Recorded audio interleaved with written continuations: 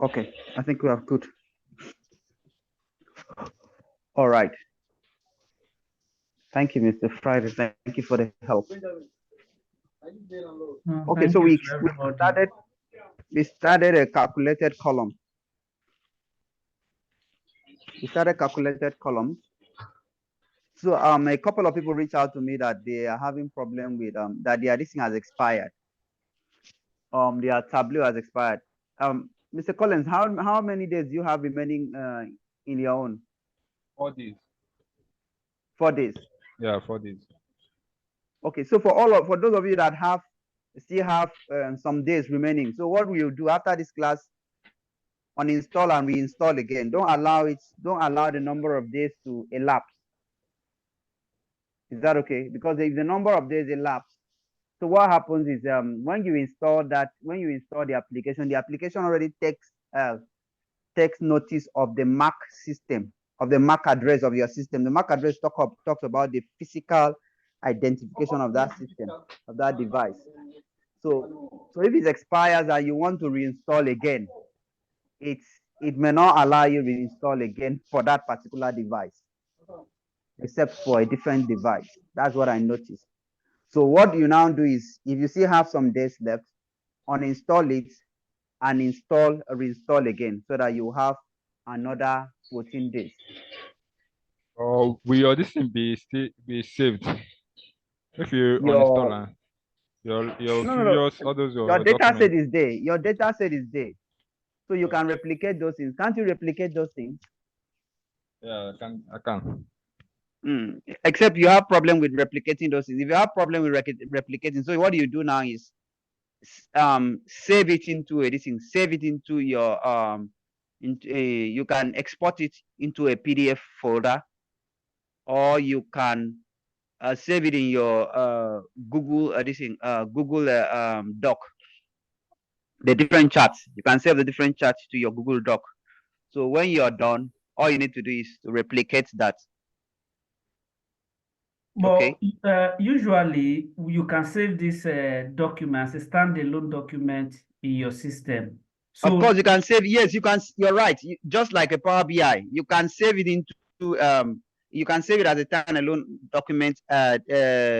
Tableau has a file format, so you can save it. So all you need to do is, when you install a new one, you launch it, it will open it. The same thing happens to Power BI. All right. So even in Power BI, if you delete your application and now reinstall our application, so you can always open the old file that you have saved into your folders. I think Mr. Friday, that's what you wanted to say, right? yes.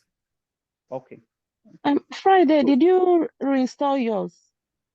No, mine is yet to expire. I think I still have about 4 days or so. It and mine remained 2 days. Then I uninstalled and tried to install back, and it says I don't have access to free trial. You don't have access to free trial. I've installed my own I because still my have 2 system was days left. giving. Okay, my system Maybe has you been can giving change. me. You can change the email address. Use a different email address to download another one. Have you tried using a different email address? No. Hello? Create Yeah, maybe you another, should try email address. But because mine, since my system has given me a little issue lately, so I've had to install it 3 times. But like me, I have only one email address. So for me to, if it happens like that, I You have to can. open on that. If you need my email, if you need another email address, I can't even open an email address. Create email address now is free. That's what I'm saying. I'll not be. Create an email address for that. You Now. can try that. Because that I've been using the public one to practice, and it's not giving me You need access. the public, yeah. That public Yeah, one will not. There are some features that it may not give you. The public one, that's why I consciously didn't want us to use the public, because the public has some limitations, but you can still use it. Yeah, I've been using it to practice. Which aspect did you not show? What exactly did you have challenge did you have with the public? The public I can't save, and by the time I log in back, the data set have disappeared. all the work have disappeared. So I Oh, have to all start all over yeah, you again. can't save it. Yeah, you can't save Yeah, it into your this thing. yeah. It's okay. That shouldn't be. Hold on, I'll figure out that now. Figure out that now. Because you can actually use public for training. Public is supposed to allow you use for training. He's I'll saying figure that. I should publish it or what. I just Yeah, okay. when you publish it. Yeah, when you publish it, uh, you're publishing it into the public domain space where everybody Right. can have access to. Mm-hmm. That's what it means. Yeah, that's what it means. Okay. I'll try the But different email later. but let's try reinstalling again. Okay. Try reinstalling again. Use a different this email. You should install. All right. Because I've done mine. I've done mine like 4 times, and it worked. All right. So okay. Okay. So okay, Mr. Friday, thank you for this. All right. This is we did average shopping time for each country. Oh, who did this? This was what we did together the last class before you gave us whole There's a challenge. There's a challenge I gave everybody now. I dropped it on the this thing. No, this average shopping time, the one you gave us was Okay, this was the average shopping average the one you gave us was average order. Average order, Value. average order value. Okay. That was the one you gave us. So who was able to come out with that? I tried, Average but order. I'm not sure if I'm correct. So Me too. I tried, but I did it on the public. So unfortunately, I So you can't did it on share the my public. screen. Oh. Yeah, but I can display the syntax I use anyway. No, but you can still share. Are you not using a laptop? You can share your screen now. I'm not Okay. using it because I'll start uploading again and Okay, no problem. sorry. Okay, can you drop this thing for us on the chat? Listen, let me see. Who else tried? This is my I'll own that drop I'm the displaying syntax, now, the but one I did. Okay, the average maybe order Friday value. can help Yes. us. This is the one Go to I your did. calculated call. I want to see how you you came about the this thing, average order value. Take order month. Take every other thing away. I just want to see only the average order value. Okay. Take every other thing out. Yeah, average order value is what I want to see. Okay, so I think that's it. Average order value. How did you arrive at it? Drag it to the column. No, take it out from here. Take it out from here. I should. Okay. Take it out. Yeah, drag it to the rows. Average coming. order value. Move it to the rows. Okay. Can you click on this thing? Can you click on a new sheet? Can you click on a new sheet? Yeah. Okay. Click on a new sheet. Now calculate it afresh. Let me see how you arrive at it. Well, I still remember. Let me try. No, Friday, go to click that your OA, on the measures. Click on the measures. Yeah, right click. Right click. Right click, yeah, right click on And it. it says edit. Okay, yeah, there's a place where it is. Okay, correct. So, You're right. yes. Awesome. Oh, that's we did the nice. same thing. Yeah. Hello, It's the same thing I did. I can hear you. Yeah. For this downloading issue expiring, why can't they use the public one? So the public one has limitation in terms of the features. So yes. So I wanted us to because that one is open. Maybe they can have that one as the backup. So yeah, that's going to be like a backup.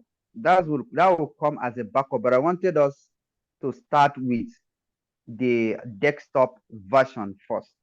Then when we finish with what we're doing, we can switch over to public. Because what we are doing, there are some things that you may not be able, we are doing currently that you may not be able to achieve that on a public. All right. Thanks. Yeah. So once we are finished with this, the current editing we are class we are having, I think, and the next one on Tuesday, I won't bother them with the desktop. We can easily switch over to public. Okay. Yeah. Okay. So let me see. You said sum of cells are divided by the number of orders. Number of orders. Yeah. Yeah, this is correct. This is correct. And that's This what is I correct. got as well. That's what I This did is as correct. well. Take Yeah, the this is correct. message. But Yeah, this is correct. Okay, Mr. Ichue, So the only thing that I observed when doing this was I tried to put like the number of orders. I could not aggregate it. You see, for some, you could not aggregate the number of orders. Okay, so why is that? Yeah. No, number of orders. No. You don't aggregate number of orders because number of orders is a text value. You don't aggregate a text. You can only count a text value. So you don't aggregate it. Okay. Remember that we had counted it. We had counted the number of orders, and the number of orders talks about the unique order ID. Each order has a unique ID, unique order number. So if you want to know the total number of orders for that transaction, so what you do is you count, you don't sum. Okay. You're counting the number of orders. You want to know the number of orders. Summation is different from counting. So what your summation does, summation aggregates, whereas counting collates. It's the same thing as collating. Okay. Let me get it right. So that I won't say the wrong thing that will affect you later. Counting is different from summing. When you're summing, you're aggregating. But when you're counting, it's like you're collating. Yeah, I think you're collating. Yeah, I think that's correct. You're collating. Just like saying you have 4 distinct numbers. So when you're counting, you're just adding this one. You're not really summing, but you're counting the total unique numbers. Are we together? Does that make sense? Yes. The number of times that particular number appears. It's just like saying you're trying to see the distribution or the frequency of occurrence. So you're trying to collect the frequency of transaction or the frequency at which an order was being placed. Are we together? So frequency is different from, frequency is different from sum. So that counting is the same thing as saying getting the frequency, the total occurrence of activity. Is that okay? Yes. Okay. Please, if not, for others it's not clear, please please ask, because that's a very sensitive stuff. So when you're talking about aggregation is different from counting. So you say we can only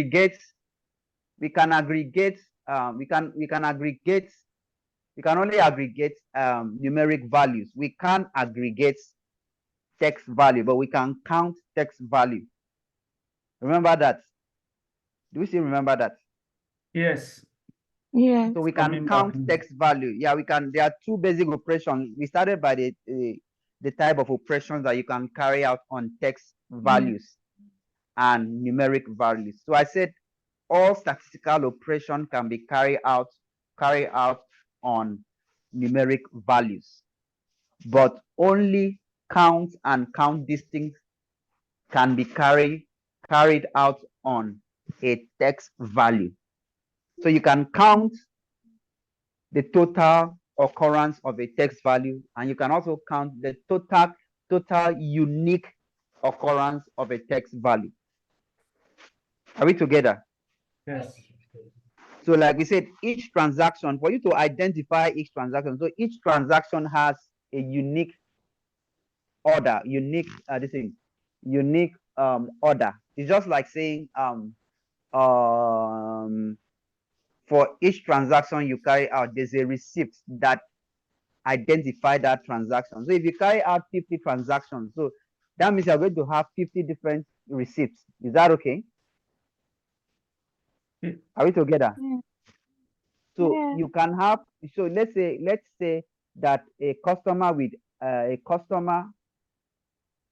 with an ID 095.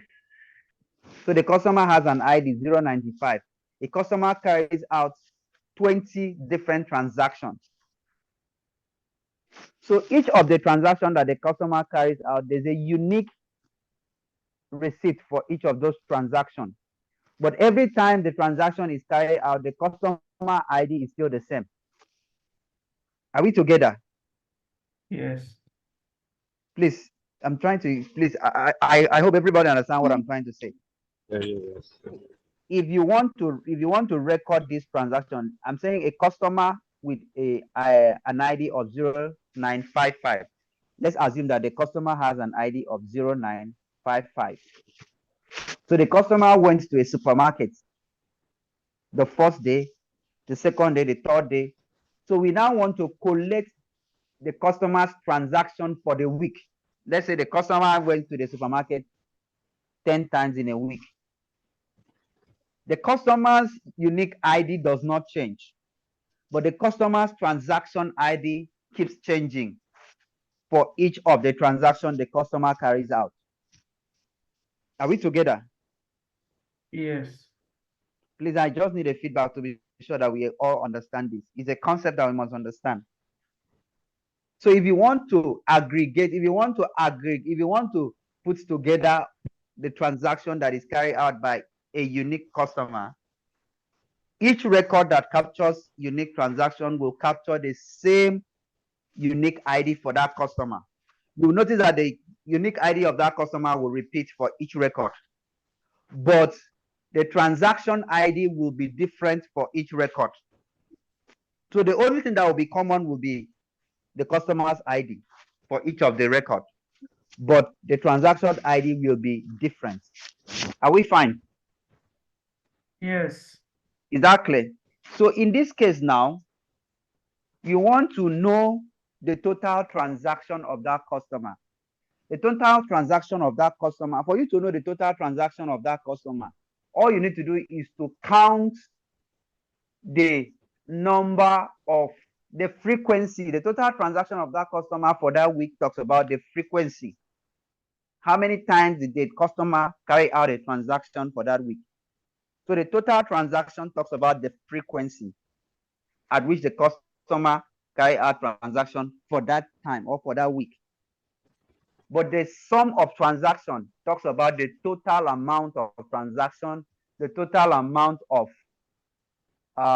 quantity, the total amount of money spent. Is that okay? Does that make sense? Hello, are we together? Yes. It does. I see feel some people are not following. All right, let's say Mr. Suleiman, our billionaire guy. Okay, Mr. Suleiman went to which shopping mall is very common over there? Let's use it. Amazon, Abi? Do we have an offline store for Amazon over there? No, Amazon is online. So which one do we have an offline? Which store do we have, popular one, do we have an offline store that a customer Just walk a into? Is it Tesco. Walmart? Just a Tesco. Okay, let's use Walmart. Okay, let's use Walmart. I think Walmart, they do hybrid. They do online and offline. Yeah. Okay, let's say like that's Mr. Suleiman. Suleiman. I hope I'm correct. Mr. Suleiman went to Walmart on Monday. All right. Went to Walmart on Monday. And what did he buy? Okay, let's say Mr. Suleiman. The customer name is Mr. Suleiman. The customer ID for Mr. Suleiman is 0955. Are we together? Hello, are we all together? Yes. Yes. All right. Okay. So let's assume that Suleiman went to Walmart on Monday to buy, let's say he went to Walmart to buy, somebody should tell, you should pick something now. To Gift buy card, what? gift card, gift card, gift card. Gift card. He went to Walmart to buy gift card on Monday. So the day of the week, let's create a column called day of the week. Day. And let's create, we can have dates, but let's just create day and item. Item, customer ID. Please give me attention so that we can understand the concept of this order value. That's what I want to explain so that we all are together. So on Monday, so I've created a table called customer transaction. And on that table, we have day of transaction. We have product name.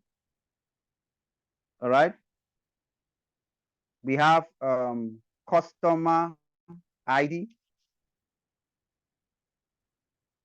And we have order number. Are we together? Hello, are we together? Yes. So you can simulate that with me alongside me. You can simulate that table alongside with me. So Suleiman went on Monday to buy a gift card. So the product name, it will be gift card. The customer ID is going to be 0955. Okay. So there's no need of having customer name and having product ID and customer ID at the same time. All right. Because on the customer table, you already have the customer name. So there's no need of bringing in, it's having, that will make you have so many columns. So it's going to affect your query performance. All right. So you have day of the week, Monday, you have the product name, gift card, you have the customer ID 0.5, and you have the order number. Order number, well, this order number is applicable if it's going to be an online order. All right. It's if you are dealing with an online order, it's going to be an order number. Well, that order number is the same thing as transaction number, or on a physical store, it is called transaction number or receipt number. All right. For a physical store, it is called receipt number, but for an online transaction, it is called an order number. So we can say order number. Let's see, maintain order number. All right. Order number. So the order number identify the order. Let me use product number, not order number. Product number. The same thing. So the product number identify the unique the product. No, let me not use product. Product number is very specific. Order number, inside order number, you can have multiple products inside an order number. So let's put it as order number. Let's say maintain order number. I will still explain this thing for you guys at some point. So he got a gift card. Your screen is not showing. Hello. Your screen is not showing. That's what I wanted to say. Is it like you are asking us to do this, or just imagine what you are saying? No, I'm just saying imagining. So I'm simulating it. So I'm saying that you can also simulate it at your spare time. So I'm simulating this. I'm simulating. I want to use it to explain that order value. There's something I'm heading at. All right. So I announced to Suleiman on the first day he got gift card. So it is recorded for him on Monday that he got a gift card, and his customer ID is captured alongside that transaction 0955. The order number is okay. Let's say that it got gift card, it got other things, so many things, not just gift card. It got so many things. So everything is going to come under order number. So like I said, order number comprises everything that you bought, everything that you paid for a single transaction, because a single transaction can comprise of different products. Are we together? Hello, are you all with me? Yes. Yes, Please, sir. please understand this concept of order number. Order number talks about all the transactions that you have ordered under a single transaction. You know, inside a single transaction, you can have multiple orders that are inside a single transaction. It is when you now check out, when you're checking out, that everything will sum up and they will generate an order number for you. So that order number is supposed to track all the transactions that are wrapped in a single transaction. Let's not go there. That's like we are talking about that's but you still need an understanding of that to carry out your analysis. But let's stay on the order number.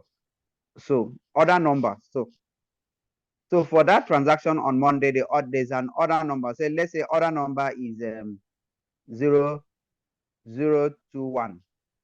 So on Tuesday, he possibly went and carried out another transaction.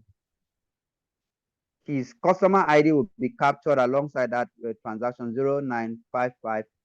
And the order number for the transaction carried out on Tuesday will be, let's say 033. That's on Tuesday. Let's say on Friday, he also went for another transaction. He also did on another transaction. He got some items on Tuesday. We are not bothered about the product. Let's just say he got some items. Let's not be concerned about the product he bought. So his customer ID is captured alongside his transaction details for Friday, 0955. And the order ID for that transaction is now 024. So if you want to know the total number of transactions that he has done for that week, what you do is you're going to do a count of all the transactions. So the transaction he did was 021, 023, 024. All right. So you can sum this.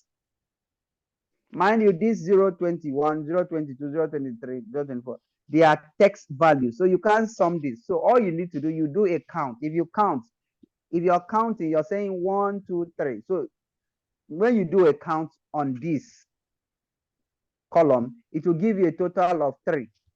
Sorry, why is 021 it says, but it's not supposed to be this thing? Then 0 is different from, okay, let me put 021, 022, 023. What if I say what if I say A21, A22, is better. We know A23? that it Okay, falls on that. let me put it that way. All right. But remember, I said something. I said all IDs or transaction numbers are text values. Remember, I said that. Whether you see it as a number, don't see it's not a number. It's just like saying postcode. Just like saying postcode of a house or a post box. That's not a number, it's a text. Even though that they are using numbers to represent it, the system doesn't recognize it as a number, so you can't aggregate it. You can only count the post address of a particular area. How many post addresses have been assigned to properties in this area? You can run a count of it, but you can't sum it because it's not a numeric value. Even if you see it as a numeric value, it's not a numeric value, it's a text value. All right. So the system sees it as a text value. So the only action that can be carried out on such a value is count or count distinct. So like I said, all IDs, all transaction number, IDs, this is all are text value. Even if you see numeric values being captured, it's not numeric value. It is a text value. Is that fine now? Are we together now? Hello? Yes. Okay, that's fine. That's fine. Awesome. So we run a count. We're going to do a count of, you can say a count of 1, 2, 3. So you're having 3. Remember, counting is different from sum. Are we together? Counting is different from sum. If you have, let's say if you have 2A, 3, 2A, 4A. If you are to count this, what will you have? You're going to have 3 values. But if you want to do a sum of this, what you have is 9 A's. If you sum this, you're going to have 9 A's. But if you do a count of this, you're going to have 3.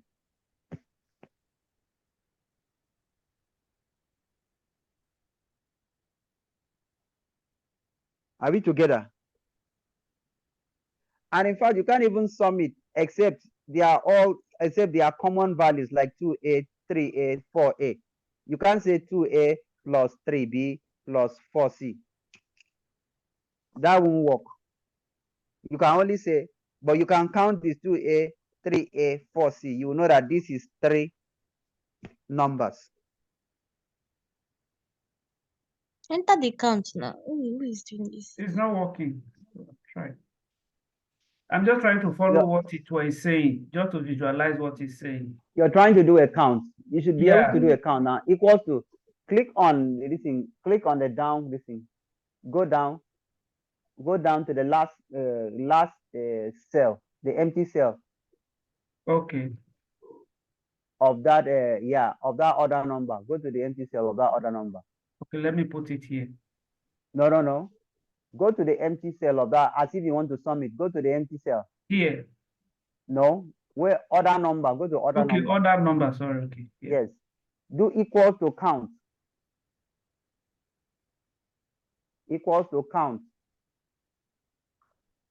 Can you see count as a function? Yes, it's there.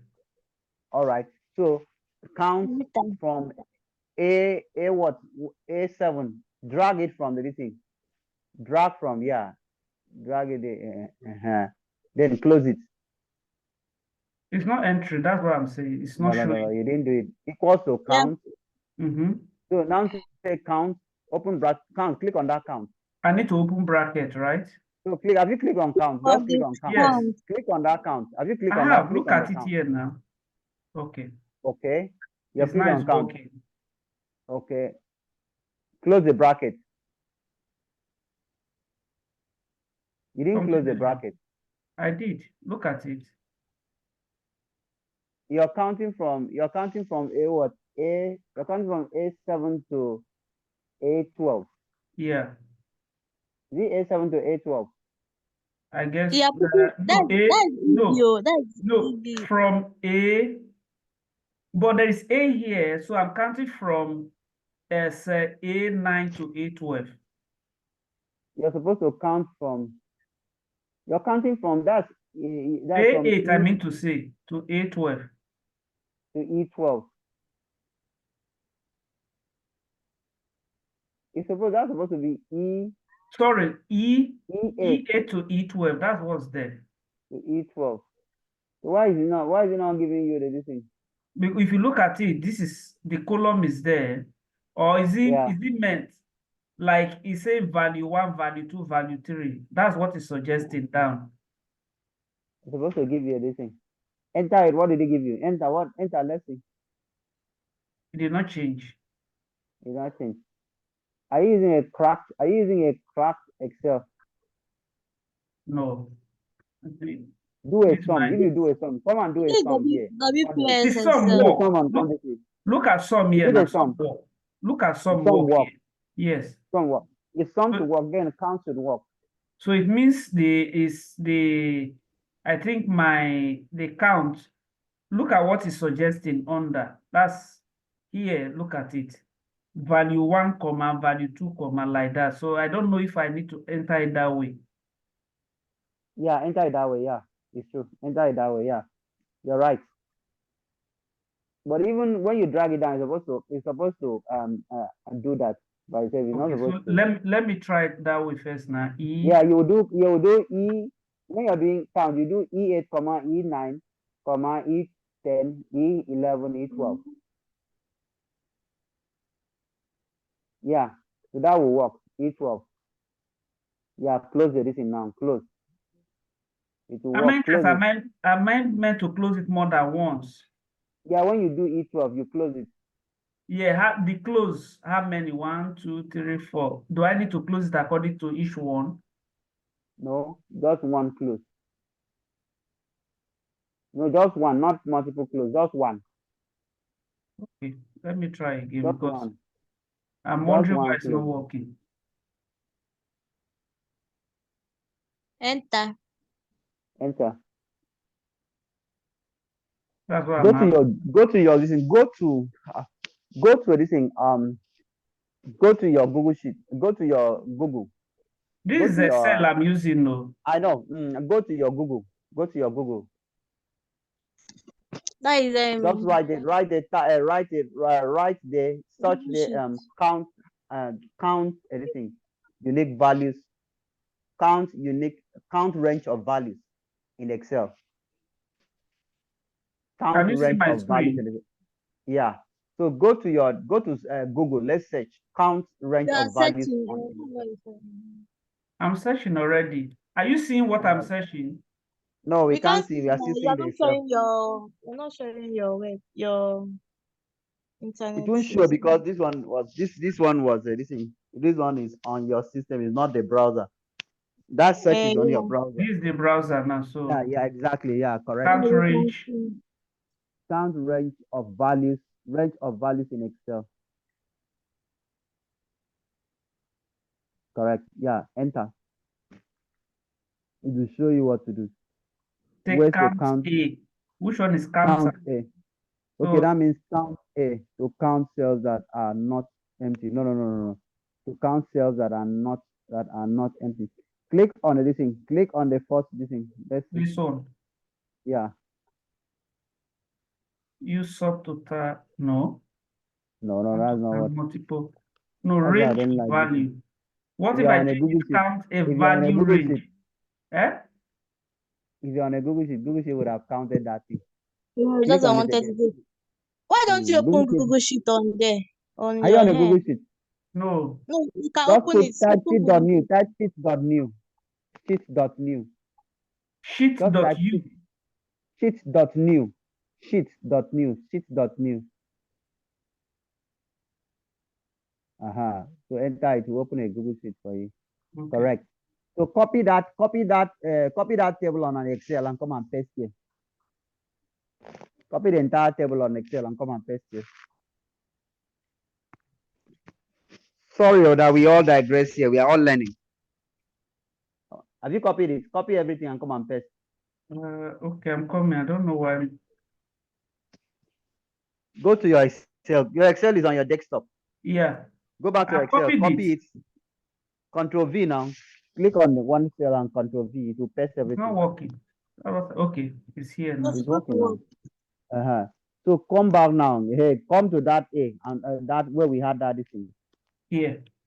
Yeah, Yes. equals to count. Equals to count. You see, it's going to count now. Equals to count. Click on count. Equals to count. Have you seen count? Yeah, this one. Now drag everything. Drag that thing from A to this here. Drag it. The values. Okay. Enter now. Can you see? Showing 0. It's showing 0. It shouldn't show 0. Why is it showing 0? That's 1, 2, 3, 4, 5. There are 5 values. Okay. Go back There are again. different values. None is replicated. No, or none is None is repeated.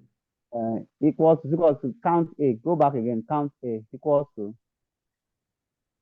Count A. Count A. Yeah, click on count A. Let's see. You mean this? Yeah, click that count A. Yeah, click on that count A.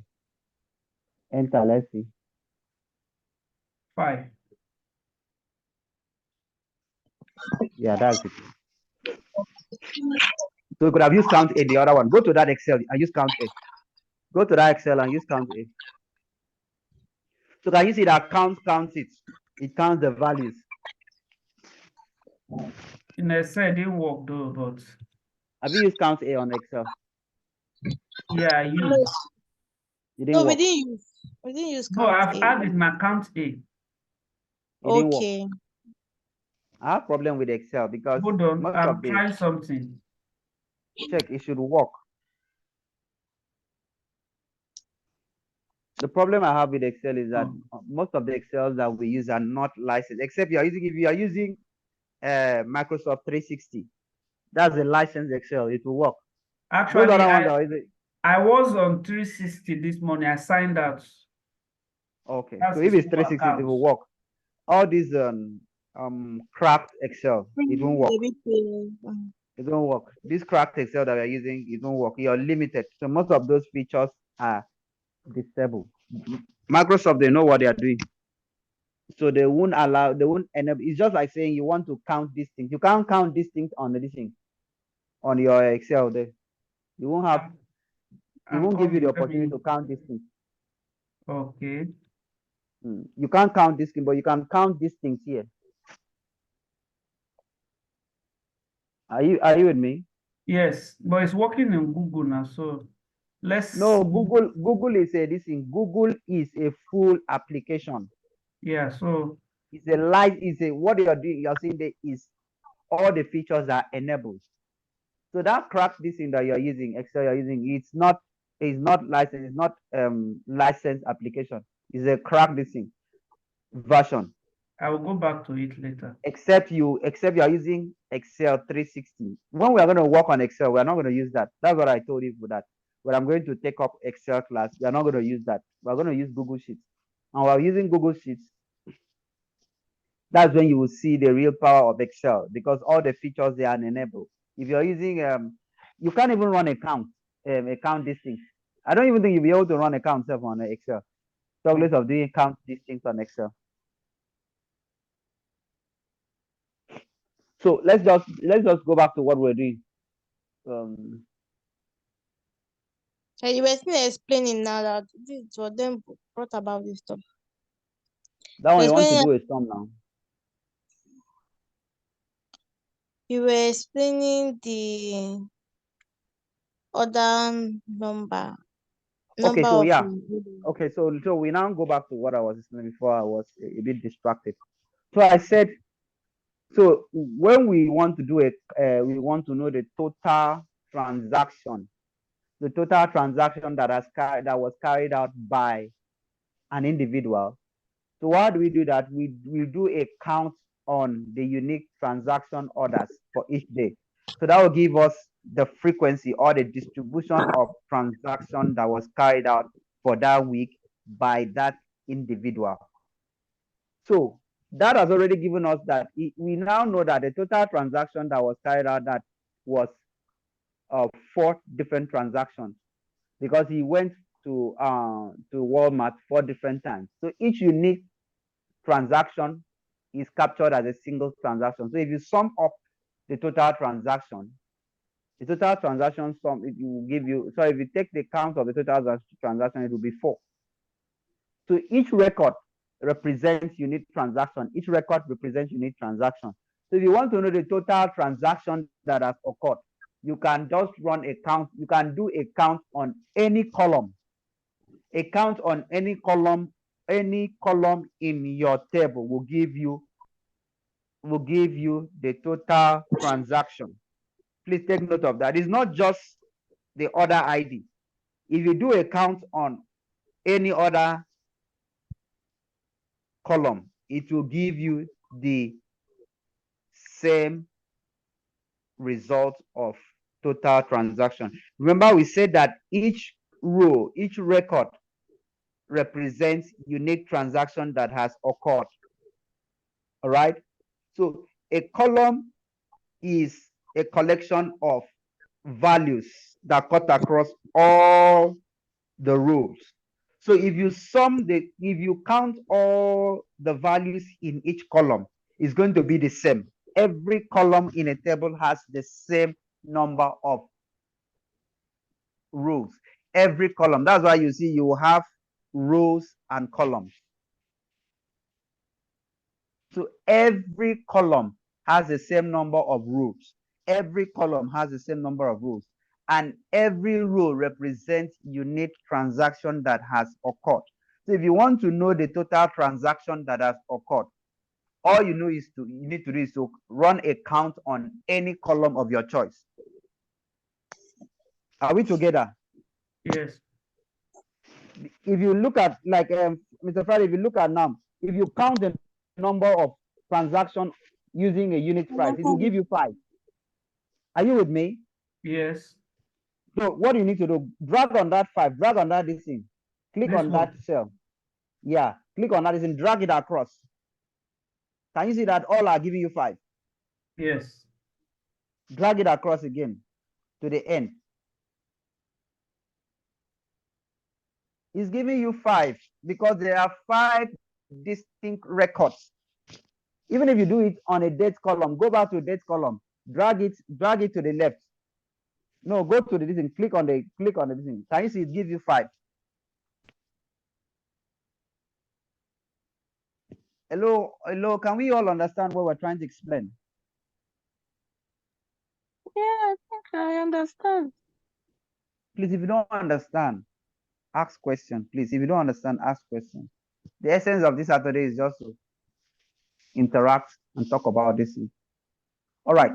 So now, can you see now? I want to explain something. Mr. Friday, don't do anything. Just stay there. Okay. Can you? Okay. Now you have, Mr. Friday. Can you sum the total unit price? The total unit price. No, Okay. no, the amount, not the unit price. Multiply the amount by the quantity. Multiply the amount by the quantity. Equals to this times this. I hope All right. It will work. Why not? No. I don't know why You didn't it put worked equals in to. Excel, but here it's showing no value. No, equals to, click equals to. Why is not showing over? Because of the reason that you have put here, the unit price is not that's not monetary value. Remove that this thing. Remove the pounds value. Okay. Are you with me? Yeah, Remove the pound. No, remove the pounds. Just put 10. Okay, now I get it.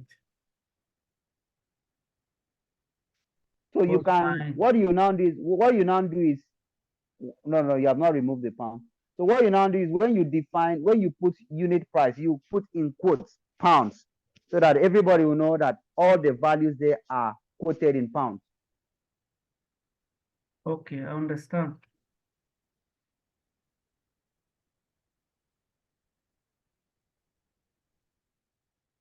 Okay. Okay, so now go to unit price in quote, open bracket pounds.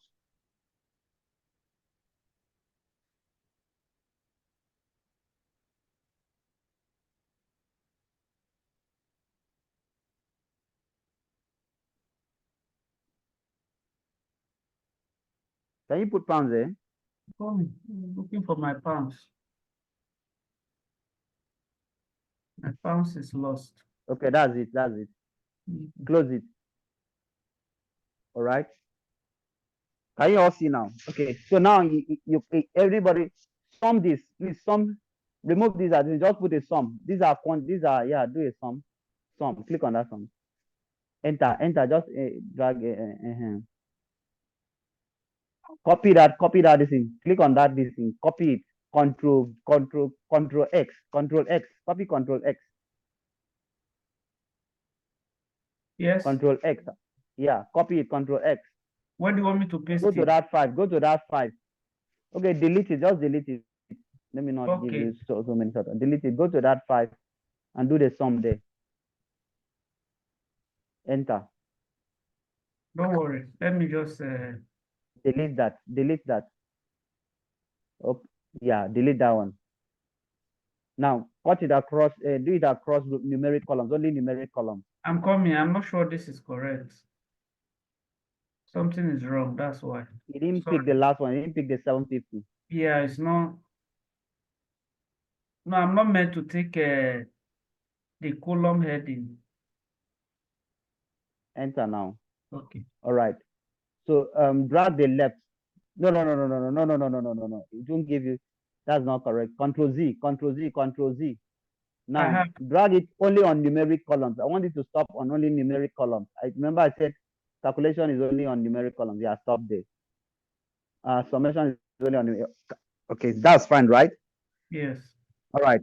Now, if you want to calculate the average order value, So the average order value, you want to know what is the value of an average order that this guy actually purchased. Those are key metrics that we track in our analysis. We call it average order value. You're not interested in the total value of each item. You're interested in the total average order value. All right.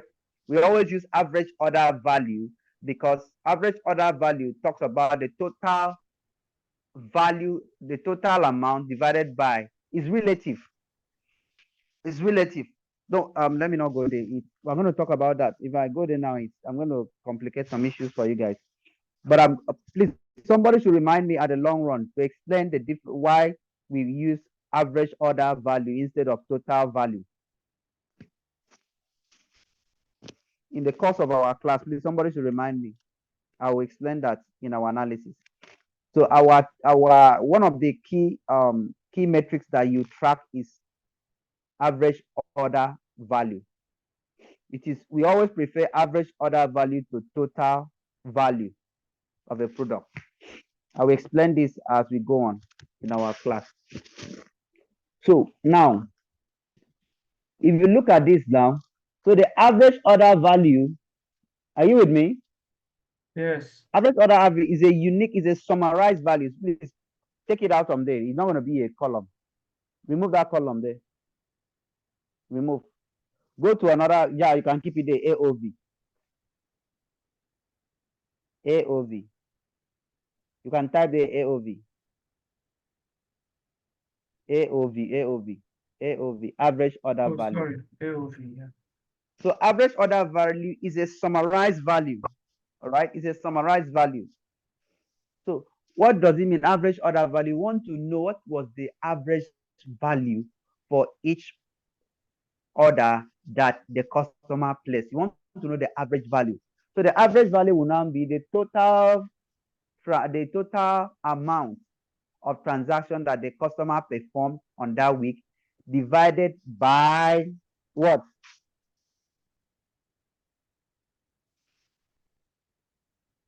Please, can you repeat that again? The number of order number. Why not quantity? Why anything? Why not quantity? In this case, we'll use quantity, right? Instead of order number. If we do not have quantity, then we should use order number. The aggregate of all the order numbers. That's what I think. So what we're looking for, we are looking for average order value. Average order, not product. Average order. So we are looking for order. Average order value over a period of time.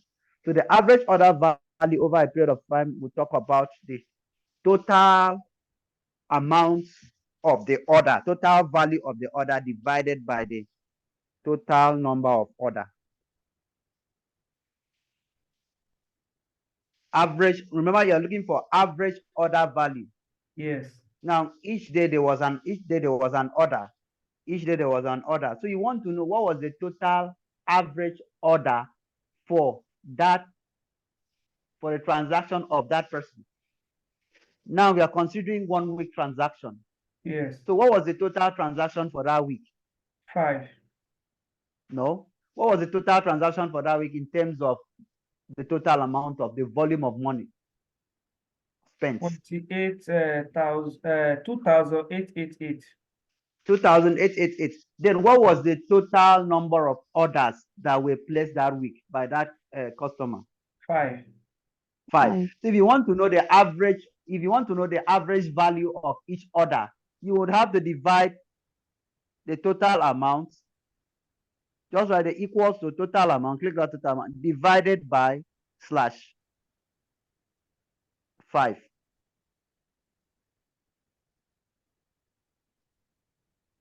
That should give you a what? 557.6. AOV. AOE is 557.6. That means yes, the average value. That means the average value for each transaction that the customer performed that week is 577.6 average value.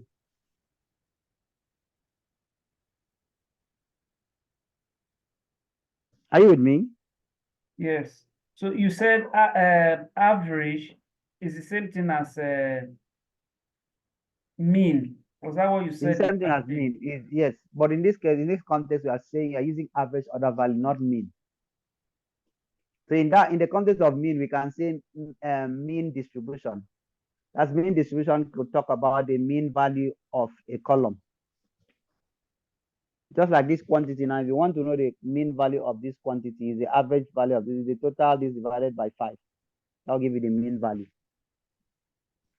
But here we are talking about average order value, average order. Remember that each transaction represents, each row represents each order.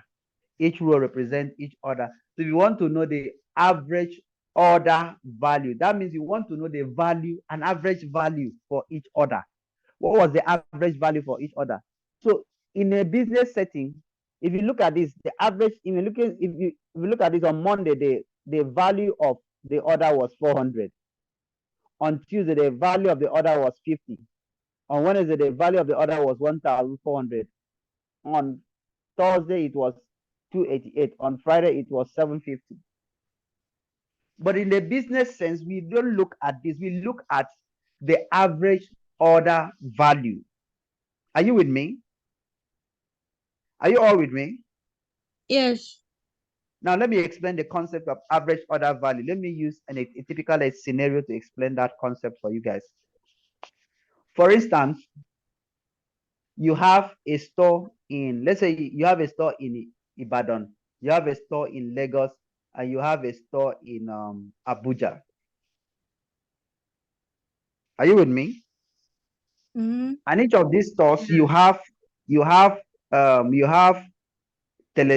have a store of you have television that you stock in each of these stores. Are you with me? Yes. Please pay attention. You're selling, let's say you are a television retailer. You sell television, all right, electronics, televisions in particular. So you have television stored in your store A, which is Ibadan, store B, which is in Abuja, store C, which is in Lagos. All right. So your television are distributed across all these stores. So you want to check, you want to know how your purchase, you want to know how your business is performing in each of these locations, so that that will help you in planning your stock distribution. All right, you know when to distribute, how you distribute stock, because you know you're not going to distribute the same number of stock at every time. All right, are you with me? Hello? Yes. Yeah, you're not going to distribute your inventory in each of these locations is not going to be the same. You can't, because you have a store in Ibadan, you put 500 television in Ibadan, you put 500 in Lagos, you put 500 in Abuja. No, you can't do that. All right. So how do you now decide where to place, how to place your stock?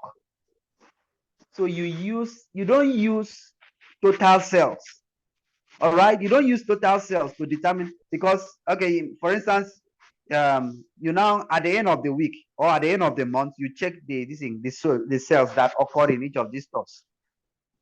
If you check in your store A, let's say if you check in your Ibadan store, you discover that the total sales that occurred was 400. That 400 television were purchased. Are you with me? Mm-hmm. If you check in Lagos and you discover that 300 television was purchased.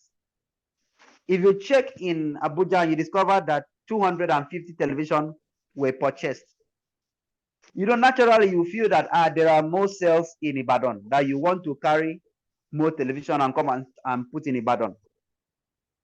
Are you with me? Yes. But that's deceptive. That's the essence of analysis. That's deceptive. You can't do that. You have to analyze it. Because it's possible that that transaction that occurred in Ibadan was just a single transaction. Are you with me?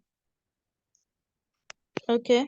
Yes. That transaction that occurred in Ibadan could have been a single transaction. Maybe there was one customer that one person that erected, or maybe one company that just one business that just spring up in Ibadan, and they needed that volume of television, and they purchased it, just a single transaction. They bought 400 television at once.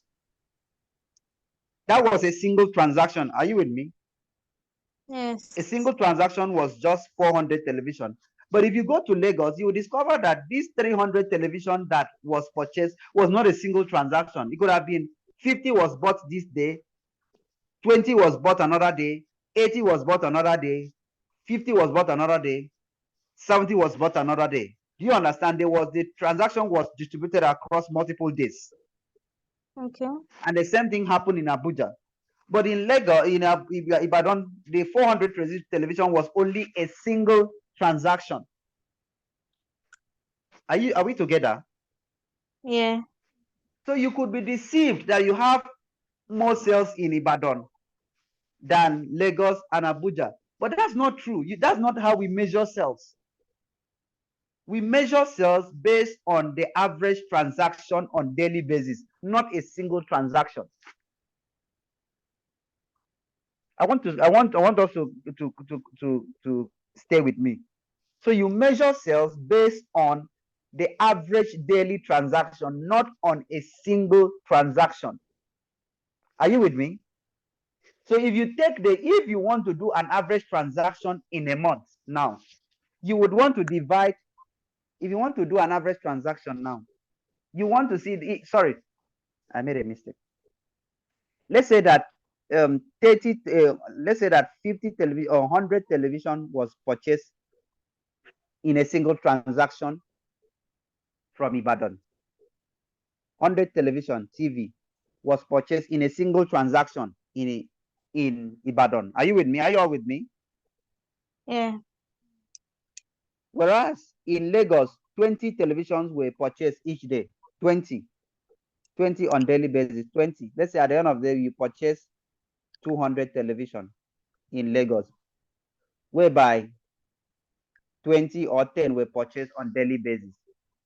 In Abuja, the same thing. You had maybe 200 television that were purchased, and 10 were purchased on, let's say 10 of 20 were purchased on daily basis. Then at the end of the month, you had 250 that was purchased in Lagos. You have 250 was purchased in Abuja. You have 180 was purchased in Ibadan. Now let's say all of them are 250. 250 was purchased in Ibadan, a single transaction. 250, a single transaction was purchased in Ibadan, while this was purchased in 250 was purchased in Lagos, 250 was purchased in Abuja. Let's assume that the same quantity was purchased in all the different locations, but in Ibadan, the transaction was only one. It was a unique transaction. It was once that was purchased, but in Lagos, the transaction spread across multiple days. In Abuja, the transaction spread across multiple days.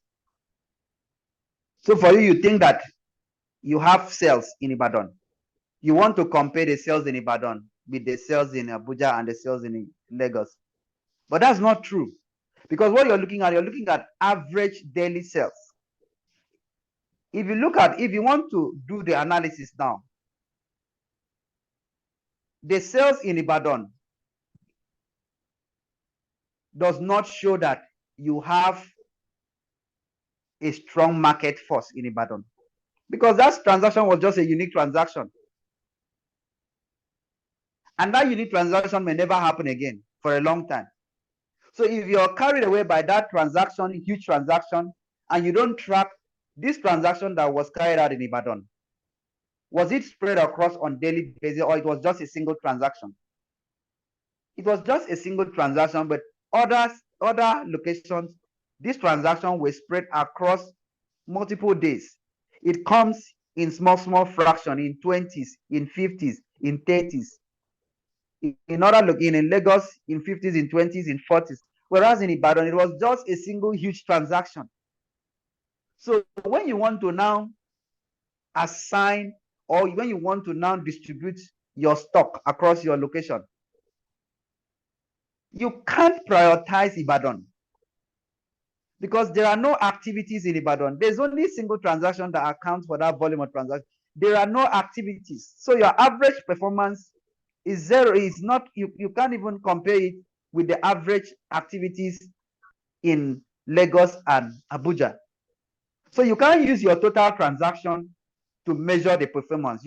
I can only use average transaction to measure performance. So if you want to use your total transaction day to measure performance, tomorrow you carry 500 television and stock day. And you may never have any customer that will walk into that store for the next 3 or 5 months to buy. Because that transaction was carried out by a single customer. Whereas in the Lagos and Ibadan, the transaction was carried out by multiple customers at different times. In Ibadan, it was carried out by a single customer in just a single transaction. So such transaction may never happen. All right. So what even gave rise to that transaction could have been maybe there was a need like that somebody needed to fill in, an urgent need that somebody just needed to walk in and buy all the this in the television in your store, which may not always happen like that. Is a one-off request or one-off purchase. It doesn't really happen like that. So in your analysis, you can't use that single purchase to decide whether that location is profiting, because a single transaction cleared off your inventory. You want to use that to say that that location is profiting. No, you don't. What you do is you use your average on a daily basis. What are the average transactions that occurs on a daily basis? In this other location, the volume of transaction may not be, a single transaction may not be the same as a single transaction in Ibadan, but there are transactions that occurs on daily basis. So these other area are more profiting, they have more prospect than Ibadan. Do we understand the concept of total transaction now and average transaction? Yes, we understand the concept, but there's something I have to ask. Okay, please go ahead. This is what we just solved now. I understand the concept, but what we just solved now is not by region. You know that. So No, if no, we no, want to solve, I was using region. I was using region to explain that I concept. know, I know. So, If so now you I'm going to if come you back to what we are solving now. I wanted to explain the concept of average order value. So I said that the word average order value or average value is a very strong indicator, a strong matrix that we look out for in any business. It's a strong determinant of the profit and the prospect of your business, not the total value. All right. That's what I was trying to explain. That we mostly use average value than total value. That total value does not really give you a picture of your business progress, because one customer can account for the total value. One single transaction can be responsible for your total value. All right. So that does not show that that business has prospect, because every business is a product of turnover. Is a turnover. The business that is not bringing in so much money today, but is driving in traffic slowly, has more prospect than a business that you just started today and one person just came in and cleared the whole stock. So the person that cleared in the whole stock could have done that because that was the need. That was the only alternative that person had at that time. And that need may never happen again for a very long time. All right. So we don't use that to measure the progress, to measure the impact of the business. We use average order. So that's what I was trying to, that's why I digressed to that. But we'll talk about that in a practical form as we progress. All right. So average order value. So we know that the average order value will be the total amount generated by each value divided by the frequency of value of anything of order, or the total value of purchase divided by the total number of transactions. Are we together now? Yes. So that is how we arrive at that total, average order value. So that's what I said. Mr. Friday, please, could you go back to your listening to the tablet? We spent so much time on this.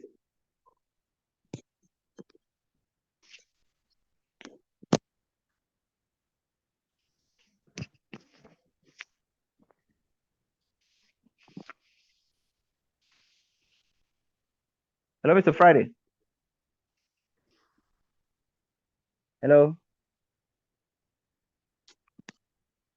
Hello, Mr. Friday. Hello. Yeah.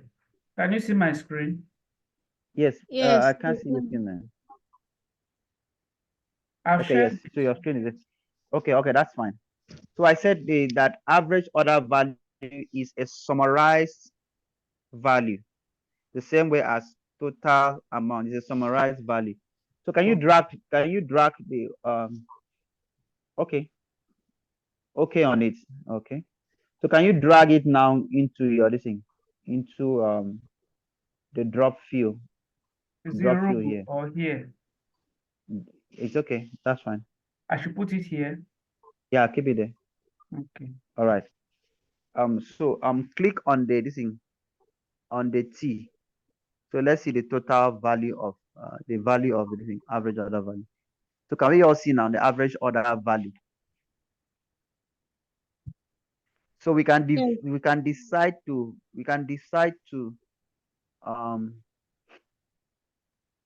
break this average order value by category. So we want to know what's the average order value that came from each category. So Mr. Friday, can you do that? Is it category or subcategory? Subcategory, you can use subcategory, you can use category, use subcategory. Okay.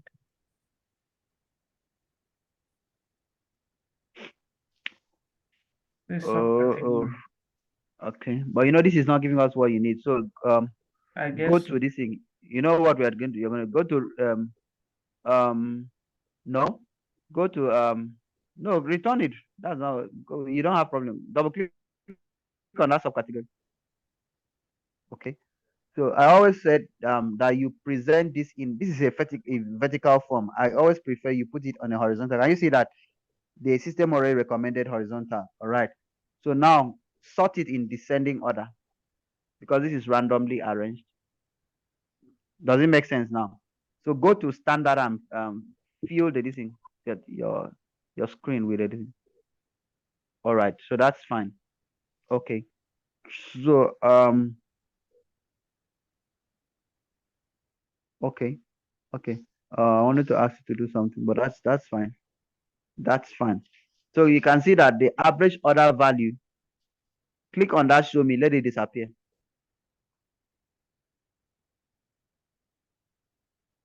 So you can see that table, that table actually generates more value. Can we see that that table actually hover over that table? You will see the total, hover over that table, hover Which on the table, table, please? on the chart, go to the canvas. On the chart, you see table account for the highest. No. Go to the Okay, the chart. table, yeah, here. Yeah. The table accounts for the highest.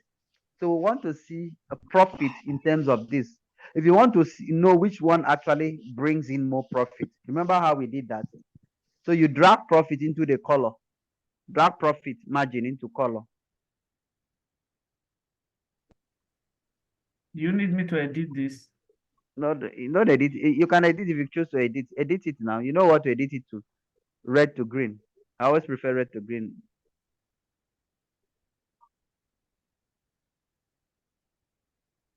Okay. So can you see now? Can you see that because table? Can you see because table actually, for the fact that table actually account for the average order value, doesn't necessarily mean that table brought profits to the business. There was so much order for table, but it was at a loss for the business. Let's look at it critically now as an analyst. The average order for table was higher than every other subcategory, but table brought in so much loss to the business. And I explained the reason this could be because maybe the tables, they wanted to get rid of the tables in their stock or their inventory. So they decided to drop the price of the table. They discount it below the cost price. So when they discount it below the cost price, so the number of people that now rush to buy the table were more. We had so many people that ordered for that table, ordered for table. So because of that, the average order value of table was more, but the business was running at a loss because they discounted the product so that they can bring in more customers to get rid of the product from their inventory. That's the simple analysis about that. So the next one was Well, sorry, how did you know that they discounted the table? because it's running at a loss. If a You business sure? is running at a loss, if a business is running at a loss, hold on. If a business is running at a loss, all right, you will know that they must have dropped. That means that the amount at which they sell that product is lower than the cost price of that product. Are you with me? If you bought a product at 50 naira Mm, and you sell that product at 40 naira, are you not going to run at a loss? you don't understand. I get what you're saying, but my own question So is, what will make a business person to sell a product that he bought at 50 naira at 40 naira? how did you know, in the sense that what is We are showing? talking as an analyst. We are talking as an analyst now. That's what I'm saying. When you're dealing with data, put on the cap of an analyst. That's what I'm trying to drum into your consciousness. Somebody bought a product at 50 naira and is selling it at 40 naira. Already you know that this person is going to run at a loss. So what will make this person sell the product at 40 naira, a product that he bought at 50 naira? What will make you sell it at 40 naira is because you're doing a discount. For you to sell it at 40 naira means you've already discounted the product by 10 naira difference. And the only reason that will make a customer, sorry, a seller to sell the product at a lower price than the cost price is because you want to get rid of this product.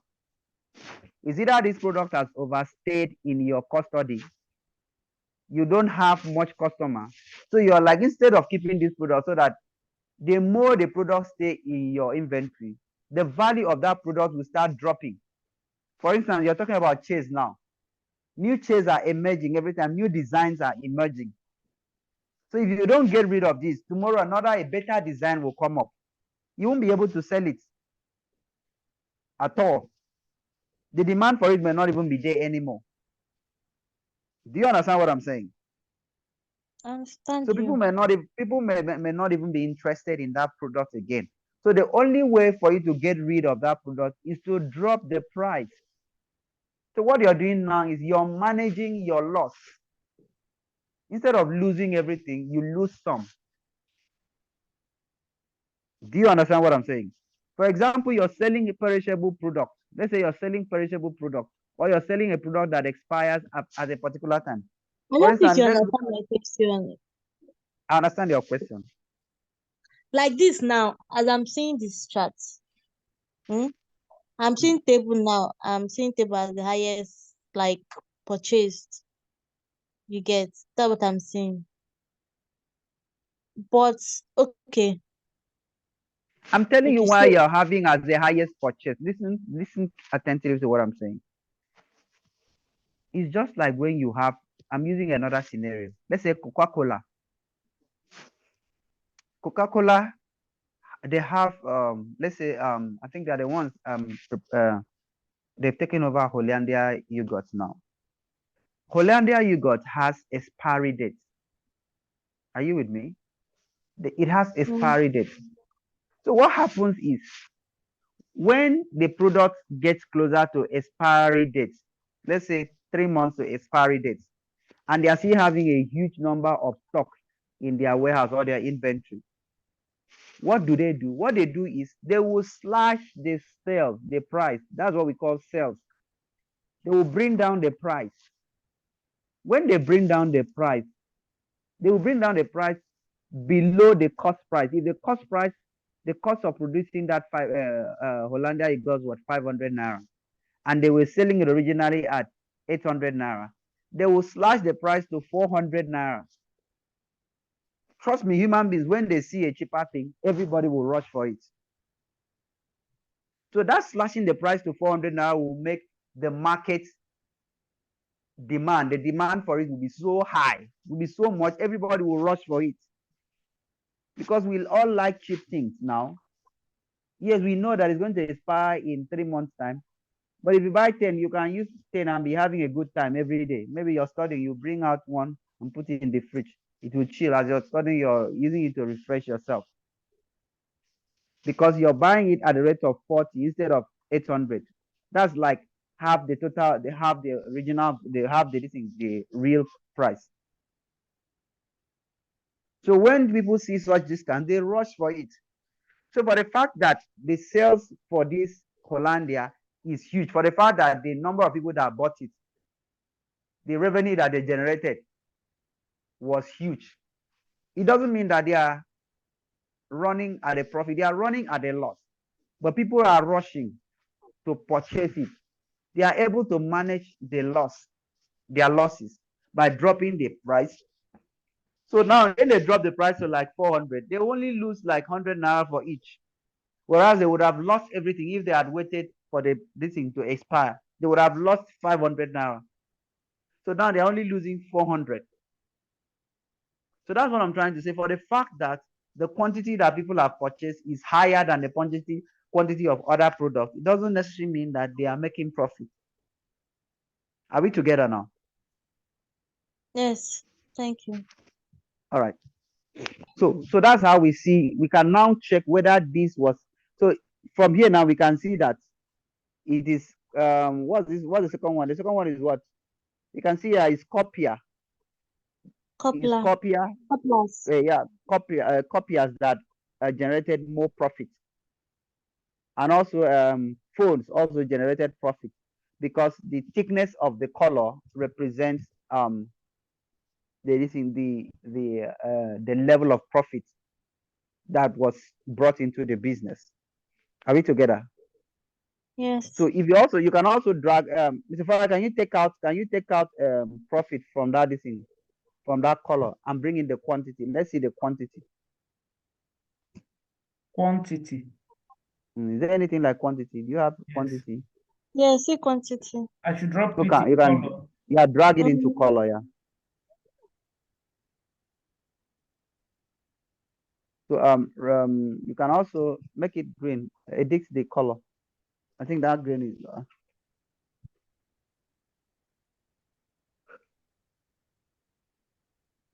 I'm looking for red green divergent.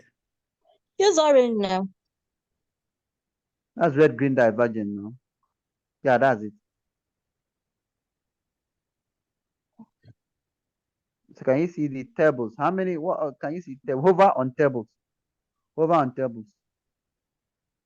So they got how many quantity? 3,083. Check the other one.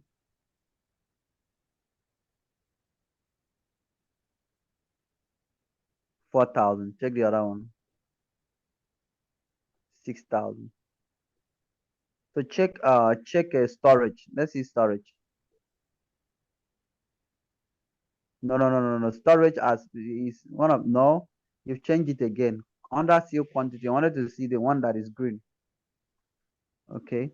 Check that storage, the one that the binder. Check binder. Oh, the storage was 16,000. Can you see the quantity? Mm-hmm. Check binders.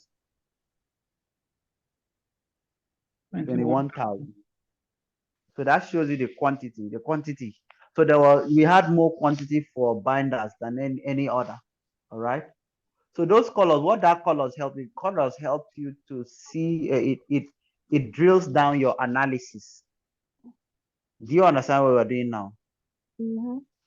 It drills down your analysis to certain level where you can explain. But can I say something? Please do. Assuming this color now you used, assuming somebody like the person have not used Tableau before, and let's say all these things, this is just the only like this data is the only data showing. You won't know that green. You just seeing the numbers you get, but it's not going to know. He or she will not know that this, let's say, this storage now. So this is Binder. We've not gotten to that. You're a new student, right? No, I'm just saying this So is hold not on. about. I understand. Yeah, I'm trying to understand to explain your question. You're a new student, right? Yes. Now there's an aspect of documentation of your report. If you carry this thing like this chart like this and give it to a non-technical person, it's nonsense to the person. It doesn't make sense to the person. Are you with me? That's what I'm saying. It doesn't make sense. So we have not finished. We are still on Tableau now. We have not finished. This is just. No, I'm just saying no. I just So there's the aspect of documentation. When you finish your findings, you document your findings. You provide text to your visual. Are you with me? Yeah. So if you except I'm the one that you except you're a technical person, somebody can carry this and send to you. The person will understand, will interpret it because he's a technical person. But how about the person that is not technically inclined? All right. So you have to document your analysis. All right. So there's that part. We have not finished, So when you're dealing, there's a part of reporting and there's a part of analysis. So when you're reporting, you document. For people that are doing Power, I sent a template of how to document. I sent the templates to them. I said, when you finish your analysis, you're not the one consuming the analysis, all right? You're not the end user. The end user may not be technical.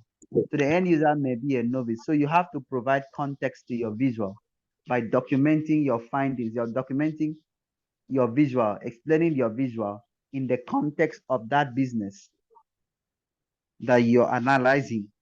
So that will make sense to the person. So when the person looks at it, the person will be able to draw knowledge or understanding from what you have presented. Is that okay?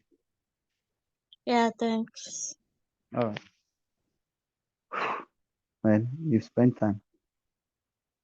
This is 120 something, Jesus. Can we get okay. So I think we've answered that. For those of you who did not do that, I was expecting you guys to do that, but nobody did that. That's sad. Hello, apart from Mr. Friday and Cynthia, the rest of you did not do that. You know that. My laptop is off, so there's no point. There's no proof. Did you get it right? Did you get it? Did you get that? No. Okay. So that's Carolina, right? You've been the one engaging me since. Yes, Caroline. Okay, that's fine. Cynthia, your mic is up. You want to say something? Yeah, I wanted to say something, but I don't know. Please, Mr. Friday, go back to the syntax. So your average order value, because there's something. Who showed me how to do this? Click edit. Yeah. Yeah, were you the one that showed me that time? Yes. Thank you very much. Yeah. So it's when here I did something because from the beginning I put like divide in the Okay. front of the sum.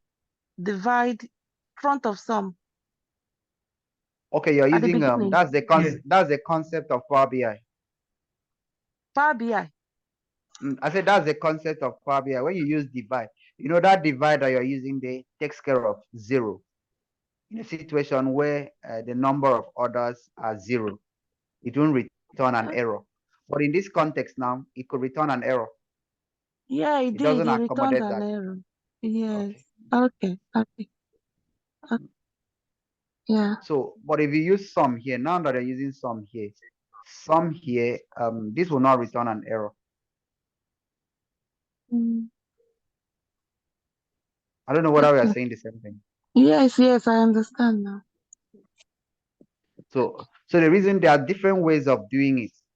So the reason why we use there's a divide format where you put divide and you open your bracket and you capture your denominator, comma, your numerator, comma, denominator, and close the bracket. That Yeah, concept that's is what good. I did. Yeah, that concept is good. The essence of that concept is to accommodate the error that may occur as a result of having number of orders as 0. So because here now, if you have number of orders as 0, it will return an error. You can't divide a number by 0, it will return error. Are we together? Yes. It's simple division. If you divide, for instance, go to Excel, divide 3 or 2 by 0, you see what it will return. It will return error. You can't return that. You can't divide that, right? So that concept takes care of that error. But in this case here, it doesn't. So you may likely have that error if you do this. But if you use that divide function should also give you this. Hello. No, it didn't. It gave me null. Error. It true null. It's okay.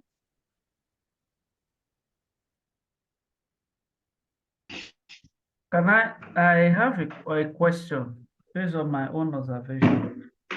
Please go ahead. Okay, permit me to remove this. I want to repeat what I did so that You can do it on your own. yes, I just want to. I hope I still remember what I did, but let me okay, just a moment.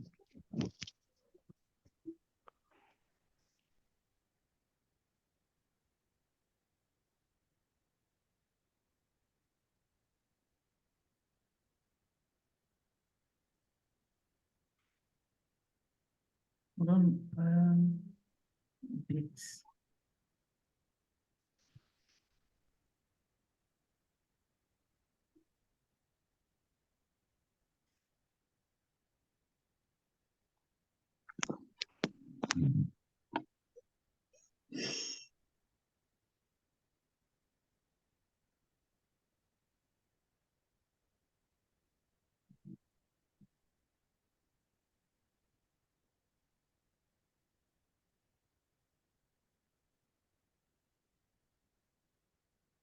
I'm not sure I got what I was looking for because it So were from what I can deduce, here, you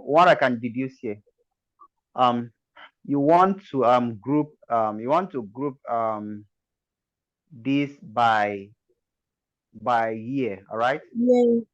Months. year, By month, month, right? exactly. Yeah. Quarter. So you can't have year, month. So what you do is go back to this in the total sales. You wanted to display the total sales for each year by month or monthly level, right? Exactly. So Okay, drag the cells into the canvas. Double click on the cells. sales or okay.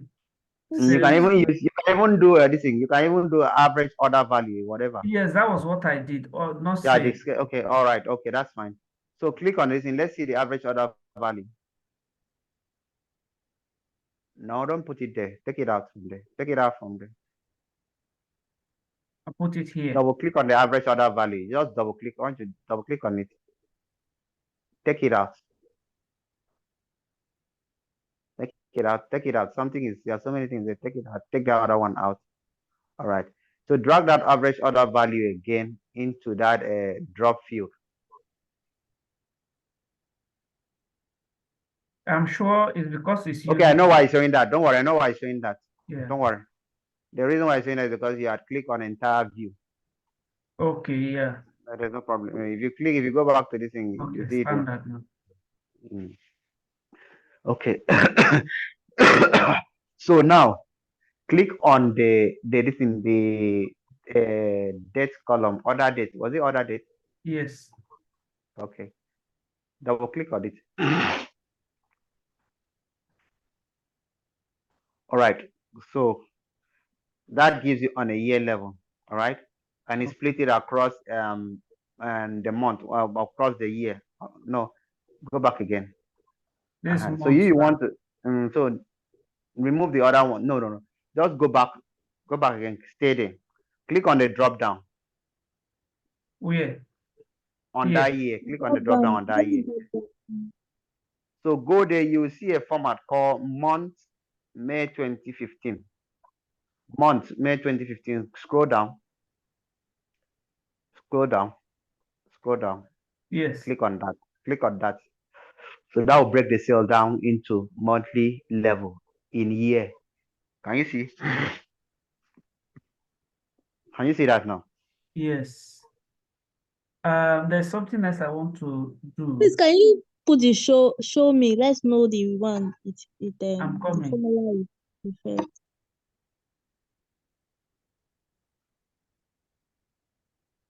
This is the one is using. Okay. You're using that one, yes. No, not that one. Don't use that one. You're displaying what go back to this thing. Let me explain something. And I'm still jumping. Now, there are different types of visuals. All right. Mhm. Are you all with me? Yes, I'm with you. So you don't use um all the visuals for the same thing. All right. You don't use all the visuals for the same thing. There are different visuals. So you must be able to understand when to use each of these visuals. That's not the topic for today. You should be able to understand when to use each of the visuals. All right. So there's something I want to just emphasize here.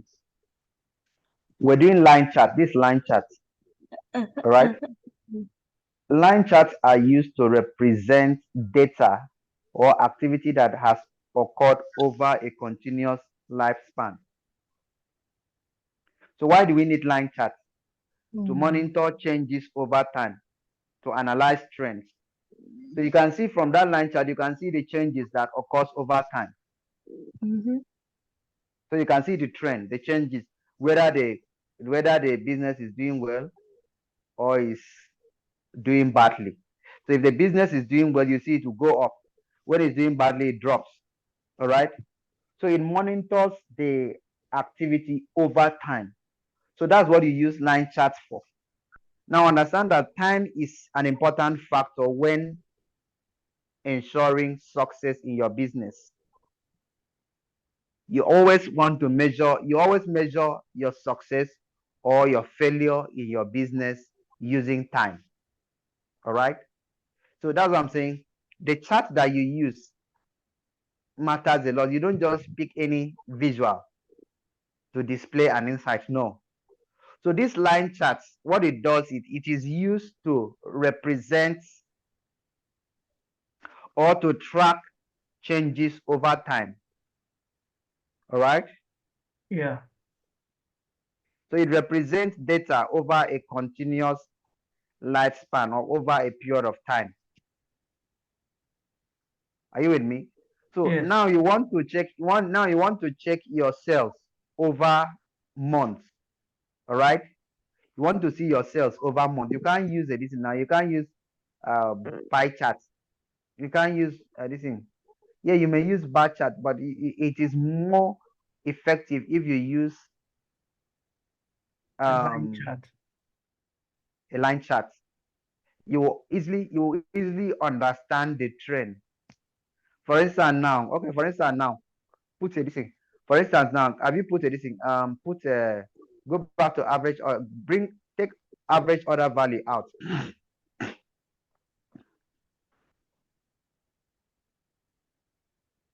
Bring in sales.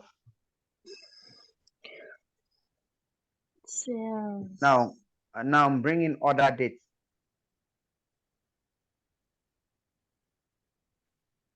I'll click on order dates. All right. Can you see on a yearly level? Don't touch it. Can you see on a yearly level? Click on this and click on text. Click on that T. Let it bring out the values. Can you see the performance on a yearly level? That's the performance of your sale on a yearly level. Can you all see that? Click on entire view. Don't click on standard. Click on entire view. Let it. Can you see? Click on that. This thing. Can you see your this thing? The progression of your sales. Hello, are you all with me? Yes. Mere looking at this, you can see the progression of your sales. You can see that this business is a progressive business because there's an improvement on a yearly basis. Can you see? In 2021, you were doing this. In 2022, look at where you were doing. Look at the total revenue. In 2023, look at this. In 2024, look at this. So it's a business that is progressing. Is that okay? Yes. Yeah. Progressing in terms of the GMV. Take out this thing. Take out this thing. Bring in profits. Bring in this thing. Bring in a profit margin into the row column. Should I remove No, the year? don't take out anything. No, don't remove anything. Keep the year. Bring profit into the year column, into the row column. Profit, go down. You see profit, go down. Profit is on a dimension now. Bring it, drop it there. No, drop it on a row column, not drop it on rows. Drag it into rows. Okay. Can you see the profit? I see you have seen sales. Are you with me? Are you all with me? Yes, this is sales. You have seen up, sales. this is profit down. You have seen profit, right? Now bring in anything quantity into rows again. Can you see your quantity? Hello, can you see your quantity? Yes. Yes. And your quantity has also increased. That your profit has increased, your sales has increased. On a yearly basis, can you see? It has increased. There's an increase. Are you all with me? Yes. Yes. So if you look at this business, mere looking at this, you can see that this is a profitable business.